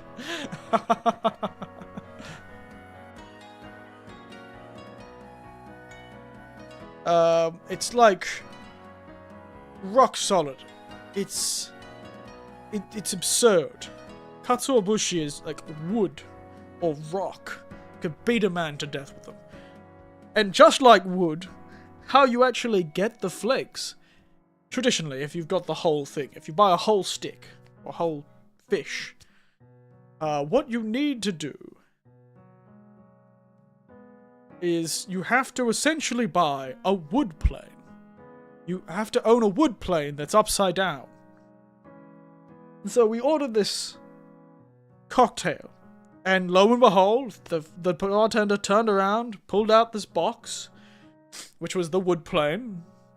And it was a wood plane, like, over a box. So when you do a wood plane, and you've got your hands, you go, shh, and the sort of wood comes out the top. It's like that, except it's upside down, so the flakes go down into this box. That's a traditional way of doing it. He pulled out the stick, the wooden log that was the katsuobushi, and scraped it. Got himself some flakes. And the fascinating thing, I was reading it as he was making it. I went, that's bonito flakes. We have to order this. This is the most absurd cocktail I've ever heard of. So we ordered it. And then I was reading it, and it was about how this bartender, in seeking of new flavors, was trying to make use of, like, traditional Japanese ingredients. And so he tried to make something with it. But he found, often when he made it, it was too fishy. And it's really strong fragrance. So it was really hard to avoid the sort of very fishy smell and then imparting a lot of fishy flavor. Because katsuobushi is known for its really heavy umami. It's extremely umami.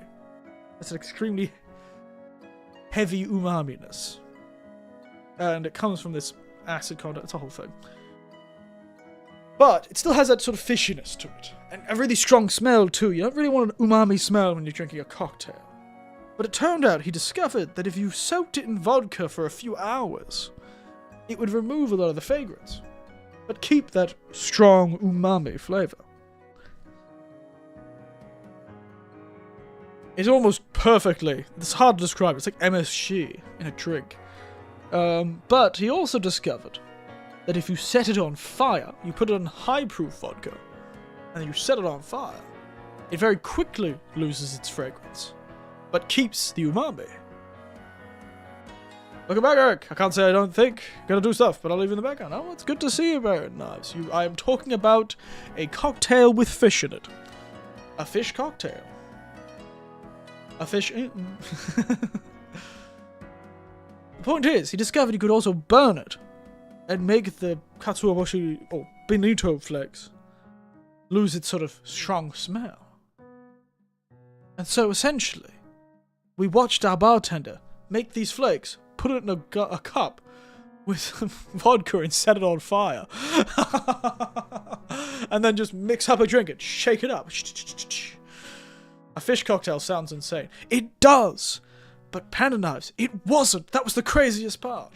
This bartender, and actually more his master he learned from, who made this cocktail originally, was a madman. A truly mad scientist sort of cocktail. Fish flakes, bonito flakes, you've probably had if you had any Japanese cooking. It's those brown fish flakes that you see in Japanese cooking a lot. Point is, absurd.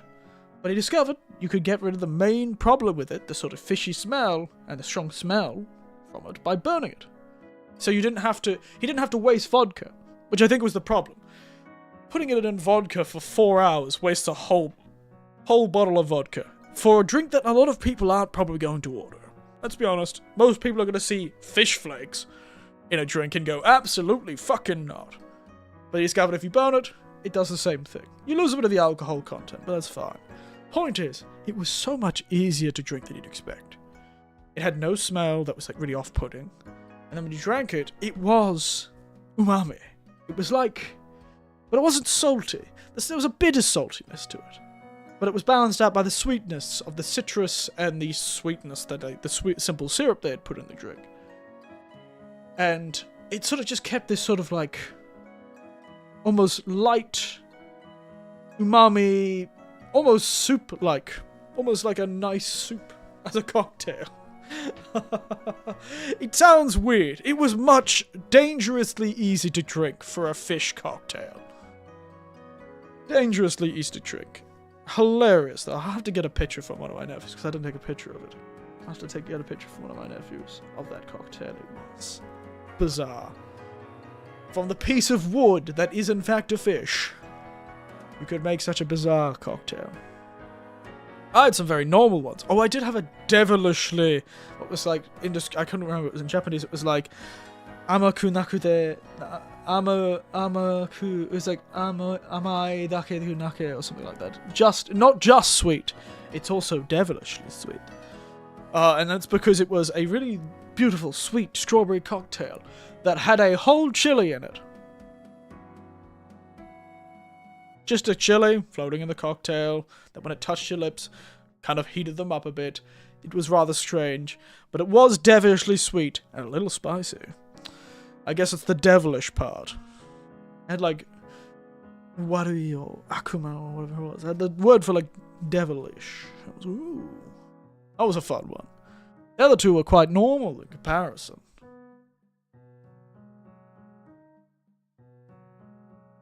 Point is, that was a wonderful night. I had a great time with that night. The cocktails were just lovely. I wish I'd gone to that other cocktail bar in that city, though. There was another one. It looked really good. I didn't end up going to it. But this one was good. I almost went to it a second time. It was so good. I was tempted to go to a second time. Oh, the other one I had was the sort of coffee one, wasn't it? I'm gonna make a cocktail of chicken. Oh, well. Try and do what this guy did. Maybe a chicken stock. Maybe not chicken, but a chicken stock. Oh, yeah, mine had gold flakes on it, didn't it? It was like a matcha gin sort of combination. I had a great time chatting to this guy, though. We had a laugh. I mentioned that my hobby was making cocktails. He was like, oh, show me some photos. He showed some photos and chatted about our favourite stuff. Gold, you high-class bastard. I know, I was on holidays, mate. I spent all my money. If you look at the description of my stream on YouTube, it's like, the prodigal geriatric has returned, and just like the titular character from the Bible, I also spent all of my money. That's almost why... Oh, God, it was so good, though. It was a lovely cocktail bar. Had gold flakes on it. It was like a matcha, gin, various other things. It was his favourite, and it was of his original recipe. I asked him, what's your favourite drink in your bar? And he said, this. I was like, ooh, okay. Over here smoking pipes with a monocle, huh? Yeah, I was on a cigar. Smoking a cigar. Smoking those Cuban cigars. A lot of, actually, you would be surprised, a lot of cocktails bars in Japan also offer cigars. There are many, especially whiskey bars specifically, whiskey/cocktail bars. If it says it serves you only, if it calls itself a whiskey bar, almost always they'll have cigars as well in the bar that you can order with your whiskey, I guess. Never been much of a smoker myself. I always thought it looked really cool as a kid, but my father would have probably punched me so hard my descendants would have felt it. If he had caught me smoking, he was definitely very much against it. And I'm not against that. I took up one habit my father didn't like, which was drinking. But smoking I never took up. I don't know. It looked really cool. Smoking looks really cool. At least I always thought it looked really cool. But the problem is, it doesn't smell nearly as cool. And it also doesn't destroy everything you own, like smoking does. If I drink in a room, unless I drink too much, I'm not gonna burn my house down. But if I smoke, absolutely not. I picked up no habits. I picked up no smoking cigarettes, no drinking, and you just picked up gaming. Oh my god, that's the worst one of them all, mate. Oh my god, Panda. Oh shit, you're a gamer? Ah. Oh god. It's terminal, mate. You're fucked now. Absolutely, you're a gamer? You picked up gaming? That's worse than both of them combined. You should be sitting there, you should be chain smoking cigarettes and drinking 2 pints of whiskey every 2 hours. It'd probably be better for your health. Certainly better for your social life. I'm kidding. And more expensive. Depends where you live, Panda. Depends where you live. Definitely not more expensive in Australia. Most alcohols in Australia cost the same as a brand new video game. Speaking of, I want to buy and play Pragmata. That's probably going to be one of the games we play when I get back to playing games, whenever that happens to be. Whenever that happens to be.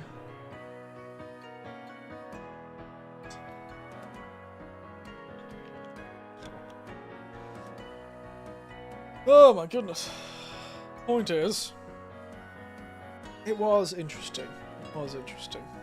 Had a really interesting trip. I love the driving part, being able to stop wherever we wanted, you know, jump into random places. The only problem is I couldn't drink, so we ended up collecting a lot of alcohol. We bought a whole bottle of wine that we drank. Goodness my heart. Over the time, we bought several bottles of very expensive craft beer. It was very good, though. Can't say it wasn't bad. I've got these 3 bottles, which is tonight's drink. Well, one of these is tonight's drink. What else do I got? I've got the cool bottle. I've got the 2 gins from Australia. I will never play Pragmata. It's the only Capcom game I think is slightly annoying. Really? Oh no, because of the babysitting. That's why I want to play it. You know, I'm feeling like I need to play more Dad of Boy games. Instead of Dad of Boy, it'll be Dad of Girl. Pragmata, more like Parent Mata. I remember seeing its trailer when it was first announced, years and years ago. And I've always been interested in it. I don't know, I like the aesthetic. Oh dear. Sorry for closing my eyes all the time. Squinting because my eyes aren't being very happy with me. Yes, what else do I have? I've got the coffee liqueur. I could have sworn I've got a full bottle of something. You know what? I'm gonna get up. Give me a moment. I'm getting up to look at my cupboard. Because I could have sworn I had more alcohol. Give me a moment. Yeah, God of War had godly feel to it. And that probably feels like you're babysitting Death Stranding, baby. I don't know, it seems fun. I want to cry it. But it grew. Fair. The grown-up Death Stranding, baby, that eats ram. Give me a moment. I'm gonna look at my cupboard. I could have sworn I had more alcohol. Just can't remember which one I had. Drank too much tonight. Also, a funny thing my nephews brought from Australia was my Japanese jigger. My cocktail jigger. Sort of the measurement cup you see bartenders use. They brought that from Australia. Because every single goddamn jigger in Japan, every Japanese jigger in Japan, for some reason, does not do 3/4 ounces. There's not a measurement on that goddamn little piece of shit that has 3/4 ounces. My one in Australia had it. It was a 1, it was a 1.5 and a 2 on one side, and a half, 3/4, and 1 on the other side. Spectacular. But then I ran into cocktails that only had thirds. But in Japan, every goddamn cocktail jigger is 1/3, 2/3, 1 whole, and then half, 1, and 1.5. Pain in my ass. Pain in my goddamn ass. Because then I can't do 3/4, because 3/4 is such a pain in the ass. A 3/4 ounce is such a pain to do. Because it's close to a third. A couple of mils of a third. But it's not quite a third. And when you're dealing with delicate flavors, especially some alcohols, that could be make or break. Anyway, let me look at my cupboard. Give me a moment. Let me look at my bar and think about what I brought.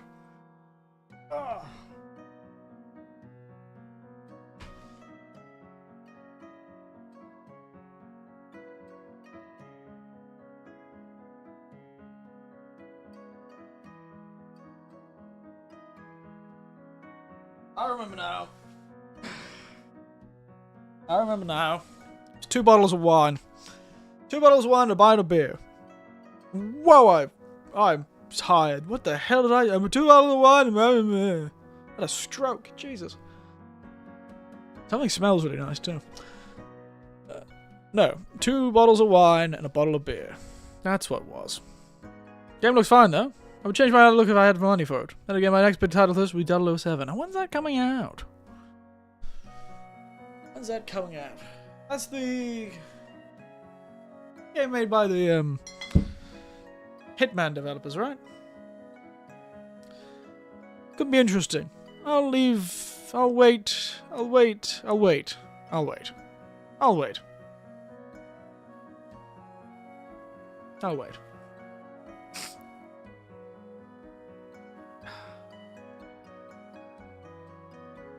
I don't know my priority to you, though. I probably will play it. I've been interested in it. My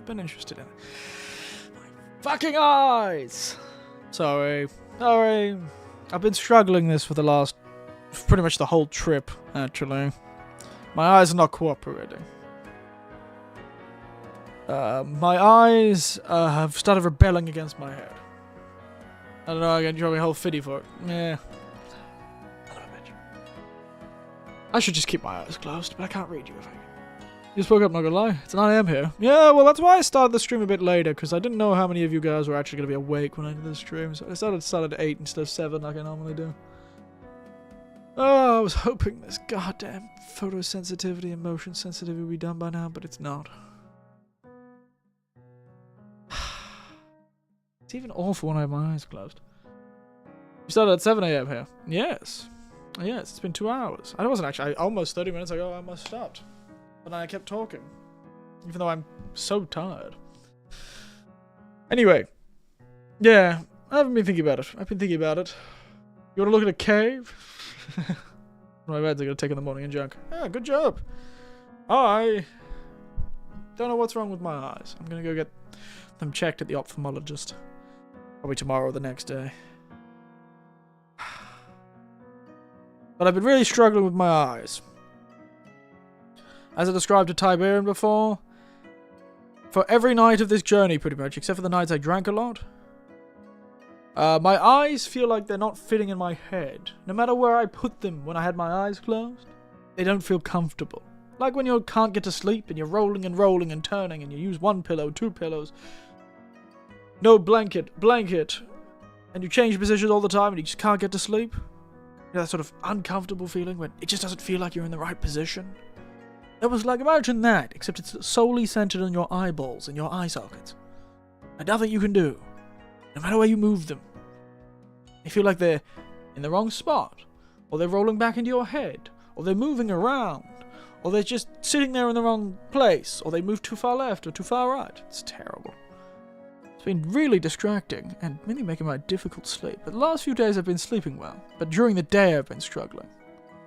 When I drive, and when I play video games, I tried to play some games. It's flashing lights get me. It's like I'm flinching. So I've got to go get checked. My family does have a history of problematic eyes. I've done pretty well getting this far, without a problem. I just hope it's just my eyes, not something else. Damn, I know, right? It's been a real struggle. It's been disturbing my sleep terribly, especially during the trip. The one regret, I could never just have a holiday, you know? None of my family can. We always are the sort of people who travel for a holiday and then get terribly ill. Luckily, I didn't get sick this time. Instead, I just couldn't sleep because my eyeballs aren't my eyeballs anymore. They're like someone else's eyeballs had been put into my head and they were pre-programmed to do bullshit. But I've been sleeping a lot better since I've gotten back. Has reduced the anxiety a bit, that's for sure. Hasn't reduced the just annoyance of flinching at everything. It's like motion sensor. If I flick my eyes around too much, it starts getting like, oh well mate, you can't move too fast. Maybe it's all the driving. I did do pretty much 90% of the driving while we were driving for 2 weeks. Maybe that's it. Could be it. Who knows? I'm sure the ophthalmologist will have a fun time with me. Anyway. I did a lot. I did describe earlier in the stream what I did for the first half of the first day. I showed some photos. So if you want to look at that, feel free to at some point. I was going to re-explain it, but I'm not going to now. It was good. It was a good trip. I'm really happy. It went really well, even with all the problems and the booking the wrong room. That was that almost went terribly wrong. We booked the wrong amount of people for a room, but luckily we had booked a room that had 3 spaces anyway. We had booked it was a whole thing. It was a whole thing. We almost didn't have a room for the longest period of time where we were staying in the same hotel, which was like 5 nights. But luckily the hotel was rather flexible for us, they're rather kind of them. Rather kind of them. I'm gonna throw my eyeballs at a fucking building. I had the choice, I'd be throwing these goddamn eyeballs at a building. They've been pissing me off for 2 weeks. 2 weeks, my old goddamn eyeballs have been fighting with me.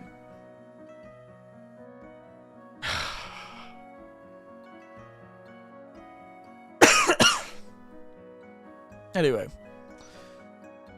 Maybe I'm just tired. I should probably call it now. It wasn't going to be a very long stream anyway. 2 hours is longer than I thought I would do it for. Anyway, next stream will either be just another not just chatting stream or it will be game stream. I do not know because my schedule is a bit bizarre. I managed to finagle my way into a really nice position at the company I work for, which is an English teaching thing, where I have the enviable and then non-enviable position of being the sort of backup. So, managed to get friendly with the fellas and the higher-ups. They offered me this rather chill position where I get to just hang out.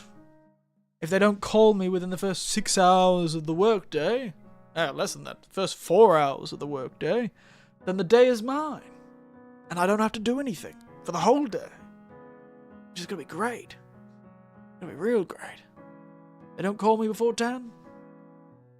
Sweet and dandy. I don't need to do shit. Which means you may end up seeing a lot of screams starting specifically at 10 o'clock. A lot of screams starting at 10, because then I'll know, and there'll be a lot of like sudden screams starting at 10. Or sudden changes of timing where I'll be starting at 10. Or maybe even afternoon streams, or early evening streams. I go out, get breakfast and take a shower and get ready. Have a good time working them eyes. Don't worry, I'm about to finish up too, though. And I think I'll follow Pen and Knives there and finish up there for tonight. I'm really sleepy all of a sudden. I don't know what's gotten over me, but it's been really nice chatting. It's been really nice getting back to it. It feels like ages since I've streamed. The next stream will likely be tomorrow night, or the next morning. Depending how things go, I might try and get to the ophthalmologist tomorrow. Stop throwing a... Is that a twerking cat? You sent a twerking cat to me? Good night and take care. Yes, I'll try. I think I might try and see the eye doctors tomorrow if I can. I'm in a smallish town, so I'm hoping the eye doctors won't have that many patients. Templar from Space Marine, is it? This distance, it looks like a twerking cat with red eyes. Anyway, maybe my eyes do need to get checked. Anyway, I don't know when the next stream will be. I'm sorry. It's going to be a bit touch and go. Once it's really because I've got an on-call schedule. It'll be a bit touch and go. I'm not going to make any promises. We'll see how it goes. I want my next stream to be a bit more in the morning. I don't know. It's hard to say. It's not like you guys ever turn up on Monday or Tuesday anyway. Otherwise, I will leave you all there. Chat again later.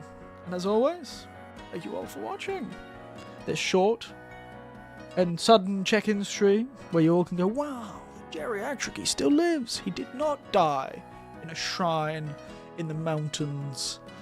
He was not possessed by a demon that was sealed in a rock on a random highway. He's fine. And I'll let you believe that. I'll let you believe that. As always, good night. Sleep tight. And don't let the spirit of an evil monster hiding inside a shrine in a dark cave in a mountain range bite. Because they will, weirdly enough. Who would have thought? Nighty night.